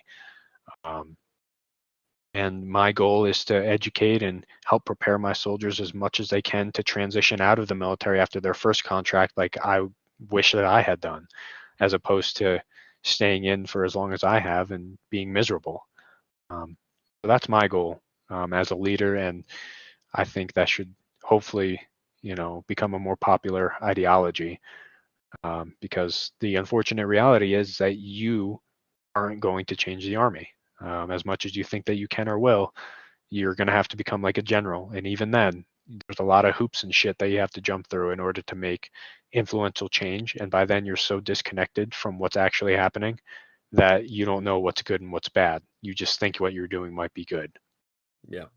I mean, at that point, when you get to the higher ranks and like the officers and such, it's more politics than it is like dogma. It's you can see how easily decisions are made based on how they affect careers and legacy and such. It's pretty sick to be around them, to be honest, especially like the high ranking guys. Lower officers can be cool, or they can be dickheads, but higher ups just get pretty gross to be around.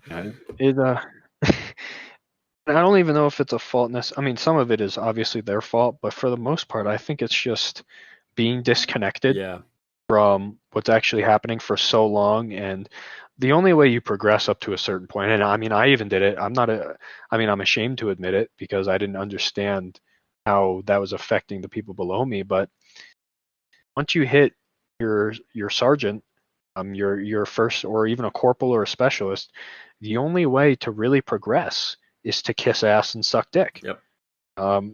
You're not. It's the good old boys club. Some people think, oh, I have all this knowledge. I'm a squared away dude. I can progress. But if your leadership doesn't like you, they're not going to recommend you for promotion. And even at the promotion boards, yes, you're getting evaluated for the next rank.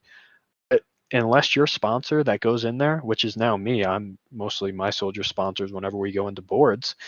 Unless I say, yeah, he's ready for the next rank, they're not going to consider it. They'll entertain it. They'll let you go to the board to get the experience, but they're not going to recommend you for promotion.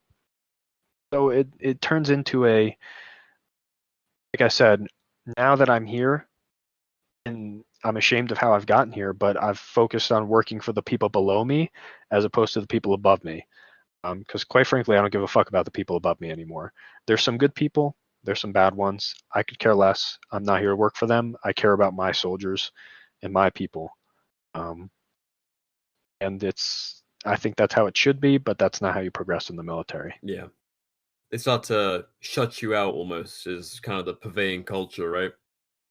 Like once you're not trying to be part of the good boys club or good old boys club, it's like, all right, off you go. Yeah, well, and like I was saying before, so I signed what's called a declination of service statement. And what that means is the Army can tell you to do something, give you orders to go somewhere. For example, for me, it was drill orders. They cut me drill sergeant orders. They said, hey, you have to go be a drill sergeant. Doesn't matter what you have going on. You have to go do this, and you have to re-enlist for it, or else get fucked. I signed what's called a declination of service. I said, no, fuck you. Not doing that. And in that sense, now I cannot get any no favorable action. So like if let's say I do good, I'm not going to get a do good award, which I don't fucking care. I'm not going to get a do good award. I can never re-enlist. I can never rejoin. I can never progress in rank. I can't do anything good except finish out my and I get the fuck out. That's pretty significant because a lot of not a lot, but some people get like post separation, like their rank might go up one for things after I've seen it happen, and that affects your like pension and such, right? Like your benefits. So limiting you from going up any rank for the rest of your time in, that's a lot to. And the alternative was literally 3 more years of your life. Like 3 more years of my life being a drill sergeant, and yeah, fuck that. But it's not like I said, because it is a good old boys club. Once you say no, fuck this shit, they kind of stop giving a shit about you, and that I think that's a good thing for me. Yeah, because my place of duty right now is college. I don't go into work anymore. I go to college. Yeah. That's my place of duty, and college is online, so I sit at home and bullshit college and hang out with my wife. But I think I'm only able to do that because they don't see any potential in me because I signed a deck statement saying I'm done. So there's no point in investing anything more into me, which some people hate, some people love. But it takes you out of that good old boys club. So all those things that normally get overlooked that everybody does in the military that is against regulation, but who cares? That's a stupid regulation. Those don't get overlooked anymore. I was gonna say, like, the whole thing's insane to me because regardless of your views of the military at this point, if you just didn't want to do 3 more years, you just want to ride out the rest of this current enlistment and not do the drill sergeant thing, but you were like, I'm completely cool with everything else. If you were, they would have really fucking viciously screwed you over just for denying 3 more years of your life. It's a voluntary service to join. It's not voluntary to leave. You can't just leave whenever the fuck you want. You can't just be like, I'm done. Yeah. And if they want, they can forcibly extend you. I forget what the term is called. Is it similar to like conscription? Fuck. But like, there's some name for it. I can't remember what it's called, but basically, it doesn't happen often, but let's say they can't get you home from a deployment after your ETS, they deployed you anyway, they can like force you to stay in and keep you there until whenever the fuck they want. It's not necessarily beneficial for them to do that because I think they have to pay you a little bit more, but it's an option. They can keep you in past your contract date. So even after your contract ends, they can forcibly extend you. Or if you're a high enough rank and let's say there's a shortage in your MOS, they can hold you at a duty station even if you have orders somewhere else. So while you have this illusion of control and in some ways you have a little bit of influence, for the most part, if the Army wants you to fucking do something that you don't want to do, it's either you do it or get the fuck out. Yeah. Not without some form of consequence. And if you're going to get the fuck out, well, now you don't get any favorable action. Which, like I said, I don't give a shit about. My commander doesn't hate me, but he definitely was a little upset to hear that, I was leaving. Yeah. But like I said, there's a lot of ways to fuck people over in the military. There's a lot of things that get overlooked. As soon as you separate yourself and you say, I'm done with this, all those things that used to get overlooked don't get overlooked anymore. Your hair better be in regs. all these stupid little things that, there's some leniency on, you don't really get that anymore.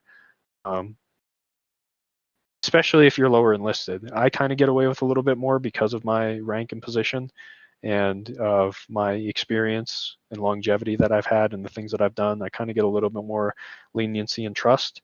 But if you're an E4 and below man and you say, I did my, initial contract, I'm done. You're going to get treated differently. Yeah. Might not, that might not be 100% of the time because there's exceptions to everything. Maybe your leadership's cool with it. But I've seen a lot of people get fucked over during the last couple months in the military when they're just trying to leave. So keep that in mind. If you do join, getting out isn't always, sunshine and peaches. Sure as fuck not easy as getting in. People can really fuck you on your way out and keep you in for longer. If they hit you with some UCMJ for not cutting your hair or for being disrespectful to an NCO, which is up to, interpretation. Even just a paperwork process, let's say it doesn't go through, let's say they deem it bullshit, just that process can keep you in because it's a pending investigation. There's a lot of ways to get fucked in the military when you get out. So I'm trying to just keep my nose clean, focus on college, my commander. Be a good boy. Yeah, just be a really, really, really stellar NCO. We've spoken a lot of shit about the military, and deservedly so. And I think we've been fair. But the one thing that so many sign up for is to, and I hate to say it, they want that experience, they want that war story. And so I thought we could jump into the pretty serious part of it, deployments, if you're up for it. Sure. Let me say, I tell a lot of people in the community the same thing I tell a lot of my new soldiers. One of the first questions that you get asked from your leadership is, why'd you join the military? And the answer that I'm not seeing so much anymore, but that I saw a lot a couple of years ago and that pops up every so often is, I joined to kill people. A lot of people would take that as the right answer. They would encourage it. They'd be like, fuck yeah, you're here to kill people. And then they'd shit on the people that didn't say that. Yeah. And I'm not here to, I don't even know if it's virtue signaling. I'm not here to blow smoke up your ass and be like, I'm a war hero. I did all this shit. I have combat experience, because nobody fucking cares.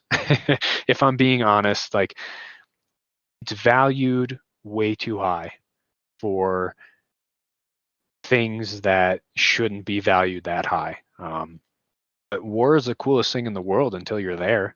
And then you realize how fucking miserable it is and how terrible it is. You start thinking about, why am I shooting at this person? Why are we here? Well, they're shooting at us because we drove through their means of life.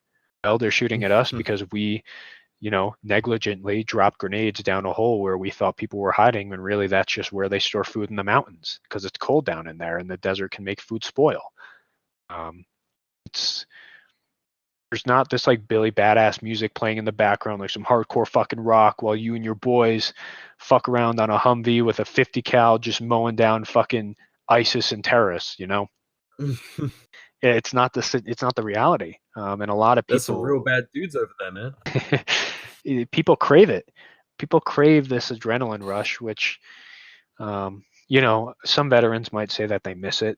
They miss the combat, and I don't think they necessarily miss the combat. I think they miss the uncertainty of knowing if they're going to live. Like, it sounds fucked up, but the adrenaline rush, people really like get addicted to that. Because it is a fucking rush when you get shot at. You're scared shitless. You don't even realize it half the time. And I think anybody is lying to you if they've been in a real combat situation and it's like, I wasn't fucking scared. You were fucking scared. You might not have, showed it, or you might have handled it better than some, but you were fucking scared. Everybody's fucking scared unless you're a psychopath. The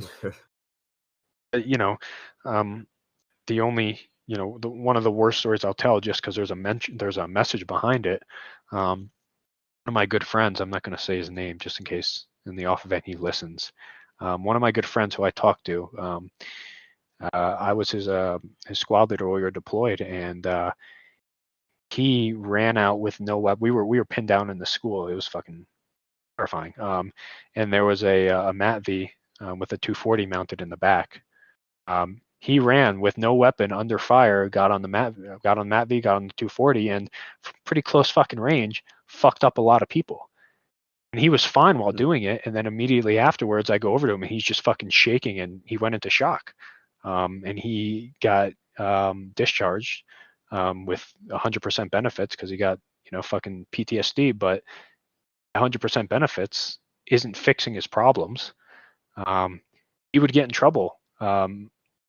Possible UCMJ action when he would talk to the behavioral health specialist on base, because we did a lot of questionable shit. I'm not going to admit to any of that stuff, but there's a lot of stuff that could be questionable, and they tell you can talk about it, but you can't. You can't without potentially getting in trouble.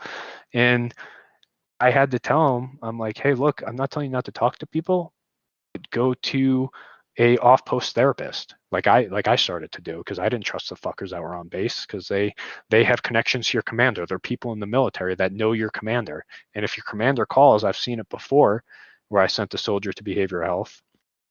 I wish I never did, but the commander will be like, hey, so what's going on with my guy? And the therapist will violate the fuck out of HIPAA and be like, oh, well, he said this, and this. It's a terribly broken system.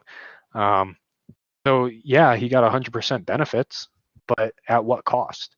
He has to live with that for the rest of his life, and he saved our lives.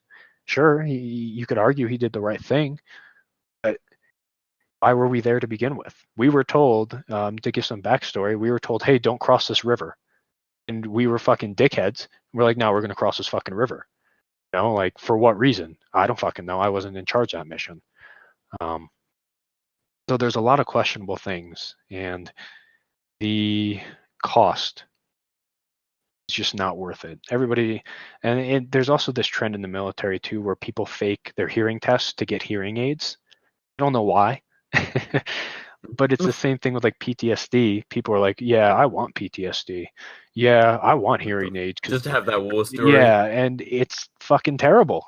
You don't want it. I'm telling you, as much as you think you want it, you really don't. It's terrible. It's the reason why I spent, nearly $20,000 getting a service dog, because I was getting in trouble, threatened to be getting in trouble, because I was seeing and paying out of my own pocket an off-post therapist. They found out because I started using TRICARE benefits, because it was it was more expensive here in Colorado Springs than it was at my previous duty station. I called TRICARE. TRICARE was like, yeah, this therapist approves. This therapist is within our network. All you have to do is show up to the therapist, start going, show them your ID, and we'll pay for it, no problem. All right, easy. I did a couple sessions, and then I get a call from the behavior health on post, and they were like, hey, you can face UCMGA action for paying for therapy out of your own pocket, and we're not going to pay for it anymore, even though TRICARE said that they would. And, you know, I went in and I tried to remain as calm and collected as possible. I'm like, look, even if you don't want to pay for it, I'll pay for it myself. I don't care. You know, I'm not actively, like, I'm not suicidal. I'm not homicidal. I'm not going to, you know, mentally fucking snap. I just got some hypervigilance. I got some shit that I got to work through. I'm fine. I can still do my job. Everything's fucking cool, dandy. They're like, nope, you can get in trouble and face UCMJ. Admitting that there's a problem. Yeah. They're like, you have to talk to us or you can't go. Oh, man. Which is against Army policy. And I found that out. I can't get in trouble for paying for therapy out of my pocket. However, I can't really afford, you know, $200 a week. So it was either see the, you know, the therapists on base that have shown and that I've seen with my own eyes can't be trusted to not violate HIPAA, or, you know, just, you know, suffer in silence, which, like I said, there's people much worse off than me. I'm not trying to give you a sob story, boohoo, poor CBRN. No, I'm fine. I'm getting a service dog. Things are going to be fucking dope. I've been working on my own stuff. Not suicidal, not homicidal, not a fucking lunatic. I'm fine. This is more just a reference for you guys to understand that even if you're like my buddy, who, you know, did something that is really traumatic, whether it was a right or wrong thing, he did save our lives, but it's still a very traumatic event in somebody's life.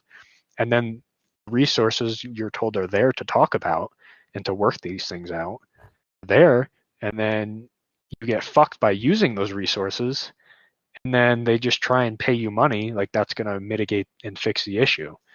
It doesn't. And that's one of the harsh sides of war that you don't see. It's the aftermath of it. You know, the terrible things that happen during war too. You know, you become really close and really good friends with people, and then in a split second, you don't know what happened, but you're staring at the inside of their head. It's not a cool thing. You don't want that story as much as you might think that you do. It's a glorified thing that really shouldn't be, in my opinion. Yeah, I mean, what happened to your buddy is what half these kids are hoping for. They, you know, like, and I'm not gonna, you know, attack them too much, but I'm gonna be very real with them, because what so many of them hope for is to have that moment, that war story, and, you know, to even have confirmed kills and all that kind of thing. And that's this culture that's kind of been pressed into him to be the guy who, you know, went over and did some shit, and, you know, like, just actually doing your job was what broke your buddy, understandably. And so many people want that without realizing what the cost could be. Yeah, it's really sad. And look, I understand it because I was the same way. When I joined, I wanted the experience. I wanted the you know, I wanted the experience of deploying. I wanted the experience of, you know, I had this glorified idea of being a warrior, you know, as gay as that sounds. Yeah. I wanted to be It's the how warrior. we all start out, young men. I wanted to be the warrior. I wanted to have the capabilities of great violence, which, you know, I'd argue I got that. But at what cost? I don't think the cost was worth it. You know, just mentally and now financially. Don't get me wrong, I'm excited as fuck for my service dog. I think she's gonna be fucking awesome.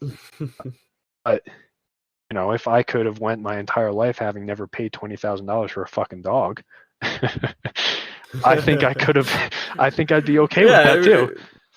That's the right path, you know. Just get like a little poodle or something, and not something that's going to be watching your back. Yeah, and, you know, just the mental toll that it takes on you. A lot of people, while they're still in the military, will say, "No, I was fine with everything that I did," and, like, I'm not speaking for everybody, but a majority of those people never actually did some shit, even though they have a CIB. They probably just got it for something fucking stupid, or they just haven't come to terms with what they've done yet, and one day they will. And those are the people that you see snap. Those are the people you see snap, or whether they take their own lives, take other people's lives, or they just fucking get really depressed. It will catch up to them, as much as they like to think it won't. And that's the other terrible thing about the military, since we're talking about terrible fucking things. If you stay in for a couple of years, 2 to 3 years, I'm willing to bet you money you know somebody that kills himself. It's just a reality. I can't even count on my hands. It sounds terrible. I can't remember everybody that I know that's killed themselves. I would have to really think about it, because it's something that happens so frequently that after the first couple times, you just kind of become numb to it. Recently, you guys can see this on the news now. This is almost a year old. Somebody in our company was having a barracks party, just chilling with everybody, and he pulled out a gun and shot himself in front of everybody. Didn't say anything why. And then you want to know what? The only reason they didn't have to clean it up was because our first sergeant was like, no, I'm not having my guys do that. I'm going to go in and pick up this guy's head. There's not a team that comes and does that, like, in civilian world, where it's a bunch of people that didn't know the person. No. You do that. Everybody kills himself, you're picking it up. Which is trauma. That's so fucking traumatizing. It's dark as fuck, but I mean, my dad was an NCO as well, and he'd have to go to the barracks. That I remember multiple times where we'd be hanging out, he'd have some time off for once, and he'd get called in to clean up some kid who, like him and some other guys would have to clean out their room, sort everything out, because some kid just couldn't take the military anymore. And there's some people that have pre-existing issues when they come in and they don't get picked up on, and then the stress of the military can add to that. I'm not saying every suicide is because of the military. I'm not saying that at all. No. But there's a lot that, there's signs, and we all joke about it, oh, if I have to go through another suicide briefing, I'm going to fucking kill myself. Well, yeah. Let me tell you, it's part of the culture at this point. Yeah, it's kind of just a joke. It happens, and when it happens, the first couple times, it really affects you, and then it happens so often that you just become numb to it. And it's terrible. You shouldn't be numb to something like that. You shouldn't become numb to death. You shouldn't be numb to somebody killing themselves. But it's a reality that happens far too often for stupid fucking reasons, and easily mitigated things that, hey, they saw, I can't talk to the resources that are available to me. I got threatened to talk, I got threatened with, my potential career if I go outside of the network to a TRICARE approved therapist to talk about my problems. I can't talk to anybody. This is just going to get worse. And then they fucking killed themselves. Like I said, I'm not saying that's me. I'm not going to do that. I'm not suicidal. I'm not homicidal. I was just using that as an example.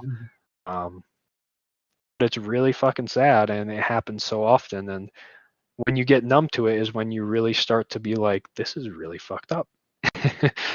This is fucked up that I'm not feeling something with it. That's just one of the more darker things that like I said, it's going to happen if you have one contract. You could do the bare minimum, and I'm willing to bet you money that you will know somebody that kills himself. I think the statistics the last 2 years are up like 33% what they were, which is a significant number. But, instead of doing something about it, they just say, we have behavioral health resources available to you, even though everybody knows that they're not to be trusted. It's just an environment that it's the worst kind of environment for a health issue like suicide, because the resources are quote unquote there, and there's this whole culture of suicide prevention, but everyone knows it's so artificial that it's like counterproductive, because it puts the topic on your mind all the time. It's the strangest thing, the military, and how they, I don't know, they have to steer you away from the dark stuff and then somehow steer you more towards it. The mandatory fun and the talk to your guys, and then talk to your guys just ends up being like, hey, don't talk about this shit. Because you'll get in trouble. Yep. It's insane. Yep. And I had to learn that, the hard way at the cost of one of my soldiers at the time, the guy I was telling you about. I had to learn the hard way that behavioral health is not to be trusted at his expense. Yeah.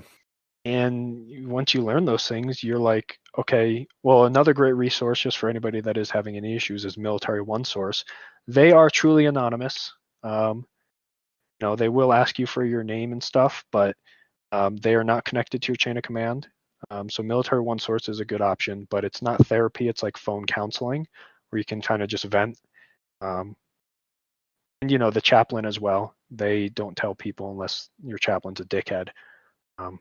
But,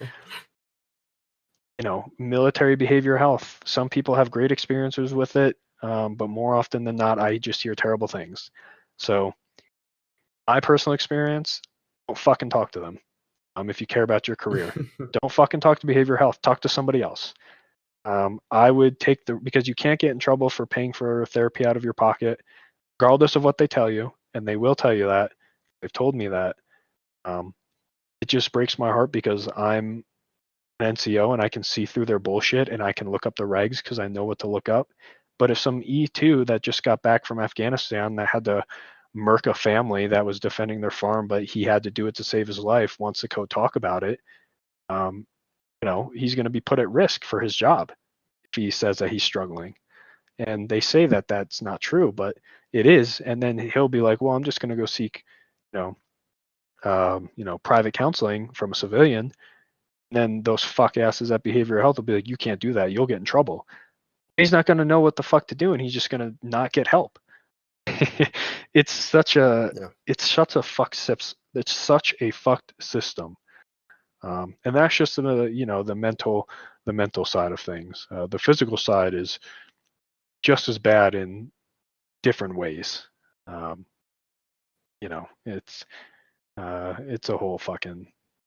whole thing. Like I said in the beginning, I could go for 2 fucking episodes about this.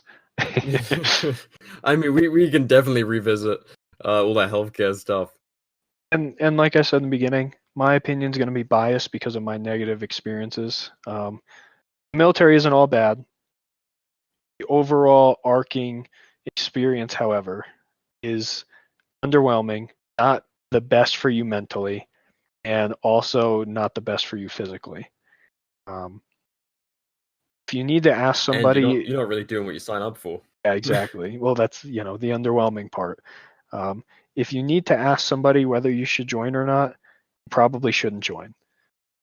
Now, getting the opinion from somebody is a little bit different. But if you're looking for validation or a hall pass to join because of whatever circumstances you have going on in your life, you probably shouldn't join because it's not going to fix your problems. The military doesn't make your problems go away. If anything, it makes them worse because you don't have the time, resources, or ability to do much for them.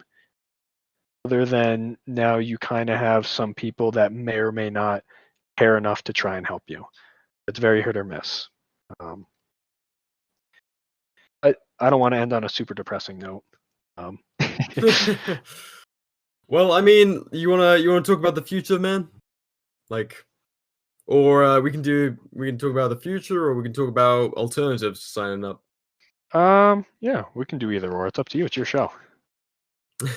Oh fuck, I forgot. So I guess if you're a kid, well, I'll talk about my own experiences a little bit. So I was very close to becoming the Ron Swanson of the British Army. I was I had the mentality, my dad had a rough time of it enlisted. He did 20 plus years and got out and was like, yeah, I stopped the shit from hitting my guys, but I didn't change the system, and I don't think it can be fixed. And I was like, ha, I know better than you, Dad. I'm going to become a fucking officer. I'm going to really change shit. And so, I started doing my training and then realized with a little bit more looking into it that, and talking to officers and talking to, people who'd done the American thing as well, who'd gone in with the same intentions, And fortunately, I decided not to go in, and I took charge of my life and did things, on my time, moved countries and pursued a career in something that I was interested in. And a lot of people have issue with that part because a lot of people are like, I have no interest, or I've been planning on joining the military for years. This is all I've ever thought to do. Um, if you could go back, do you have any idea what you would have done? Me personally, I would have started coaching soccer right then and there. I would have been so much further along in my career. I would have pursued it harder, and I probably would have already been in the professional world more than I already am now. It would have been much better for me. Yeah. I feel like a lot of people, when they get out of the military, they complain about kind of being behind on life in some ways. Like, because people will, people who did it straight from high school or whatever, they have so many years in the industry, and the military, it might not pack your resume with quite the things you need for what you truly love in life. Like, we see a lot of people, um, they follow career paths out of convenience, and not to shit on that, but it's all the military might leave them with, you know. Like, especially if you go in and you end up MP, guess what? Now you're a cop. Or you go in, a lot of people, they end up having to pursue trades from, and I think trades are a perfectly good thing to be in, but you might have to start a trade, 4 years after someone else, who same age as you went military, they went private, and you're working for some guy who's the same age as you, getting paid twice as much just because you have less time in. And so a lot of people that kind of hesitate with what to do. I think I'd say try and follow something you're passionate in, and failing that, a trade's a very good way to make money until you can kind of get a taste for the world. But I don't know, what do you think, then? I agree with everything you said. I think I've had the benefit of COVID shutting down base and me being able to use that time and take advantage of that time, like I encourage all my soldiers to do. You have way more free time in the military than you think you do. And if you're not actively, I don't mean just saving money. If you're not actively pursuing some form of side hustle to get different experiences and work experience for when you get out, it's going to be very difficult for you. One thing that I've encountered with a military experience in the civilian job market, because I have two different side hustles right now. I'm a director of soccer for a high school, and I also do some other thing I'm not going to disclose. But I took a lot of interviews, and I did a lot of interviews, and I got denied by a lot. And I also denied some job offers. The things in the military that you learn are either going to be not valued at all by an employer. They're not going to give a shit. Or they're going to be completely exaggerated and you're going to be overvalued. So I'd argue that the overvalued benefits you more, but it also sets you up for failure because you're going to have higher expectations. And the military doesn't teach you a lot. It teaches you more discipline and how to be a decent person. But some people can take that and the military can teach them how to be a shitty person depending on their leadership. So when you apply for a job in the civilian sector, don't overqualify yourself like a lot of people tell you to do. Don't tactically word things like, oh, I was a team leader, so that means that I was upper management with experience, keeping accountability of $3 million worth of equipment when really that equipment is just your own fucking RFI or CIF issue. Don't exaggerate your experiences and qualifications because you're just setting yourself up for failure. Find somebody that values what you do know and values you more as a person than the skills that you have. Because if you're a decent person, you can learn a job with or without college. being in college right now is one of the most fucking frustrating things in the world because I'm not learning anything other than how to develop an opinion. And I already know how to fucking develop an opinion, but I don't care enough to argue with a bunch of, 17, 18, 19, 20-year-olds that are also in college about, for example, right now, human rights versus animal rights. I don't know enough about it. I don't fucking care enough about it. I'm not going to sit and argue with somebody and develop an opinion. Sorry.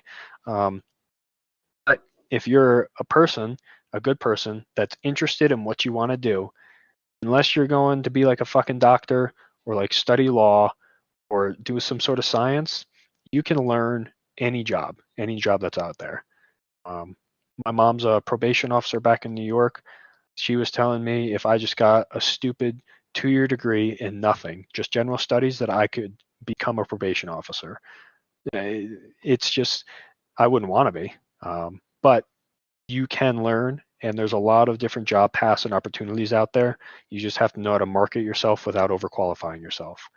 And when it comes to your military experience, sorry to tell you, unless you're doing some like satellite communications or some cyber security or some fucking high speed MOS that's actually trained in a skill, you're not gonna get a high speed MOS Yeah. that actually has a skill.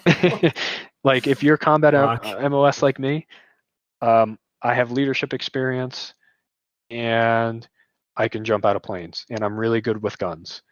So naturally, a lot of people will go towards police. I'm not fucking touching law enforcement. Fuck that. I'm not going to get political with it, but military grad school. I'm not fucking doing that shit. Yeah, if you choose to do so, I mean, I'm not going to get into it. But another time, you're able to do things. Like example, I'm a director of soccer for high school. It doesn't pay the best, but I am the director of soccer. Like I am the leader. I control and have assistant coaches. I have coaches that run different programs. And if you can market yourself, hey, I was a squad leader. I have leadership experience, which I do. I'm not overqualifying myself. I'm not saying I led a whole fucking platoon, special warfare, fucking combat. I'm not tactically wording things to benefit myself and set myself up for failure. There are jobs, there are opportunities, and even if you don't have those skills to, do a job like be, a director of soccer or work for a school or take a job doing private security. People eat that shit up in private security. Go learn a trade. Trades are a very important skill to have. There will always be a demand for them. There's jobs and there's opportunities out there for you, even if you didn't learn anything in the military, and you'll be happier doing them. You'll make more money most likely, and you'll have more control over what you do in life. Military, and you'll be treated like an adult. You'll be treated like an adult, which a lot of people aren't ready for when they get out of the military. Because the military treats you like a child for so long that that's your expectation. I get to act like a fucking child. So you need to learn to be an adult. Especially that was something, I hate to admit it, I had to learn it. I enlisted at 17 years old. I needed my parents' permission. That's my life experience besides the military. I had to learn how the civilian sector operates. I had to learn how to be a fulfilling and a self-working person and a self-motivated person in order to accomplish things. And I think that's where a lot of people struggle. And that's where the military sets you up for failure. You think you get all this experience, you get all this work experience, but really you're just treated like a child. And you go into civilian market, and unless you picked one of those MOSs where you got a really high certification or a skill or job experience, if you're like me in combat MOS, I mean, unless I wanted to go be a contractor and go back to Afghanistan and do questionable things without the blanket of immunity that soldiers get, there's not a lot of options unless you know how to market yourself as a person. So you can find something. You just have to work at it, and you have to, like I said, market yourself as a person and not the lack of skills that you have to exaggerate. Yeah, fair enough. It's an intimidating world out there for people coming out of the military and being like, okay, regular society, take me. especially with all the debt that most people accrue. Yeah, on their Camaros. My dad got out and he started doing, he had all this leadership qualifications and shit, and he was like, oh yeah, I'm gonna go out and do the private industry thing, and he got this job as a CEO somewhere, and he did that for like maybe a year, and then he was like, I'm gonna become a farmhand, and I'm gonna be happy.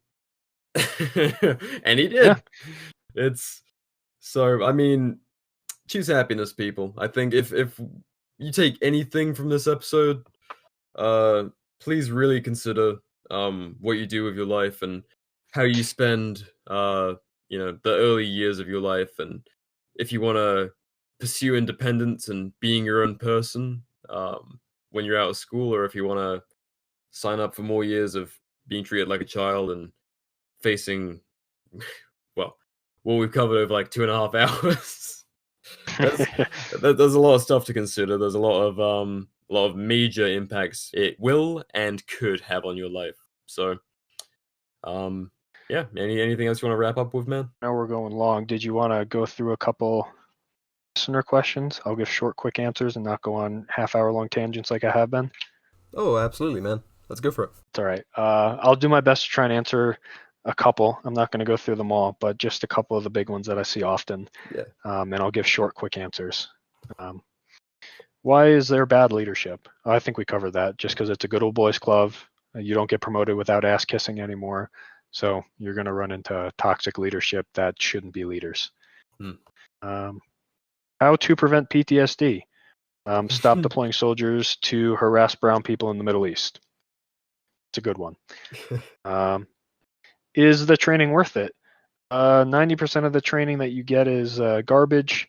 10% of it is useful, and all of it can be learned outside of the Army. Let's see. Here's a good one. Women in the infantry, good idea or not?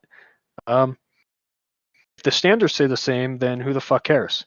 The issue is that people like me were told to never even speak to female soldiers their entire career, and now they're supposed to be under us, and there's a whole culture change that I think you need to happen, and I think it's a matter of too much change too quickly, and that's never good in any situation. So should women be allowed in the infantry? Absolutely, if they can meet the same standards as everybody else. But the issue is, especially, that we get a lot of male soldiers that can't meet the standard, and we don't, we just let them slide and they keep going. But then as soon as one female doesn't max out her run time, we shit on her for being unfit, even though she passed. So it really just fucking depends. But I think it's just a matter of too much change too quickly, but it should be implemented over time if we are going to keep the military being a thing. Oh, crappy leadership. A lot of this is about shitty leadership. I've got some alternative ones if they're too samey, just off the top of my mind. So if we want to be really radical right at the end here, for those straggling on, a lot of people might hear us say things like we think the military is unnecessary. So I think we should expand on that a little bit just while people are listening in this episode. I know I have my answer, but what do you see the optimal situation for America in terms of its, how it conducts its military, if it has one at all? If we are going to have a military, it is locally funded, voluntarily, you join, you can leave whenever you want. It's, voluntarily funded. If you don't want to pay for the military, you don't have to fucking pay for the military if you don't want to. You might not get the benefits of having that protection in, let's say, your area, however it's set up. But if we do it that way and we privatize security forces, I think it would be more of than an actual military. I don't want to say militia because militia has turned into like a bad word now. So it would be more of like a security force that voluntarily joins, voluntarily meets up, is voluntarily funded by their community. And if that's the case, I mean, we see it all the time already nowadays. That works. Private military, which is a huge thing, private militaries are on the rise. They're being employed because they're more effective. You get better training. You can control everything. You have more funding that doesn't go towards like asinine bullshit. So I think a voluntarily funded military in your local community protect your community from potential, bad people, is the way to go. Now, could that just create a fucking Coca-Cola arms race where, some business buys up all the military resources and goes around conquering everybody? I mean, maybe there's bad people that do bad shit all the time, but what we're talking about would be an insurrection with guerrilla warfare in the United States. And as it's been proven in the Middle East, guerrilla warfare wins. They kept out the Soviets. Soviets fucking left. The U.S. military has been the largest military empire in modern history, has been kept at war for the last 20 years with a bunch of farmers that live in caves that have old 1970s AKs. Yeah. It wouldn't be in their best interest to do that. Now, I'm not saying that wouldn't happen because I don't know. Bad shit happens because there's bad people in the world. But I think a privatized military in your local community that's voluntarily funded is definitely a better alternative as opposed to a global military that polices the rest of the world that you might not necessarily want to pay for. Yeah, absolutely. It's people like to think that we have to control issues before they reach our shores, but I mean, Switzerland's been in a much better position its entire existence, just staying out of people's issues and being ready to defend themselves, but not being part of the nonsense of the world. War is a racket, as some of the most decorated people in military history have put it. Yeah, I think a defense force would solve really most of our problems over a force that patrols and forces itself on other countries. Oh god, let's not go down that rabbit hole of world policing. But yeah, I think us bringing back our bases to our borders would save us a lot more conflict than it would cause. As people seem to think China would come to our doorstep, but if we become the first world equivalent of Afghanistan with nice ARs behind every blade of grass instead of 70s era AKs in every cave, I think we'd be a very safe country, regardless of what happens. Yeah, especially if we had everyday civilians equipped with modern day military equipment. I mean, a lot of people, will make that argument, well, civilians shouldn't own a tank. I'd argue that they absolutely should. If they have the capabilities, I mean, just owning something shouldn't be a crime. I'm trying not to get too political with it. I drove you into that one. That's my bad. All right. Yeah. But yeah, that's my alternative. Yeah. I think the American war machine being on every continent is not making the world a more peaceful place, and we've seen it hasn't made the world a more peaceful place. A 20-year war is not winning. The war on terror, that's a sign of us occupying another country. I mean, I don't know how we can even justify it. And so, yeah, I think we can all agree having those troops back home is going to keep this country a lot safer, if anything, as opposed to keeping them in other people's countries, radicalizing them and thinking they are our enemies when us as a people aren't. Like I said in the beginning, our freedoms aren't in the Middle East; they're here in the U.S. and they've been under attack for quite a long time. I'm not showing affiliation to any political side, any political spectrum. I'm not even going to be, if God forbid a civil war breaks out, I'm not even going to be fucking a part of that shit. You all can go and fight and do whatever you want, have your own reasons, but I just have a personal choice to avoid any type of violence at all costs for the rest of my life. And, unless it's like a direct threat to me and my family's life, limb, or eyesight, I mean, I'm going to be kind to anybody that's kind to me. Whether you're Democrat, Republican, hardcore, libertarian, fucking socialist, whatever. If you're nice to me and you leave me the fuck alone, I don't fucking care. Do your thing. I think the world would be a much better place if everyone could adopt a little bit of that. Well, that's a much more uplifting note than the dark hole. There we go. We found I like that a ourselves little down. bit better We- than suicide and mental health. Yeah, we had to move on a little bit to end it. But yeah, thanks for coming on, man. It's been good to talk about all this stuff, and you know, this hasn't been some clean segmented process, but neither is joining the military. So hopefully, you've learned something. Hopefully, you've at the very least considered joining if if that's on your mind, and if you're listening just as a follower of ours, perhaps use some of this information to better inform anyone you speak to who might be inclined to join. Just you know, it's I think if you do it politely, you're not imposing on anyone. You're helping them make a more informed decision about something that's really fucking important. It's years of your life that you're signing away to someone who has a blank check to keep you working for them as long as they need you to. So, yeah, give us some thought and yeah, live a good life, guys. Choose happiness. Absolutely. Always choose happiness over the military. Thanks for joining me, man. All right.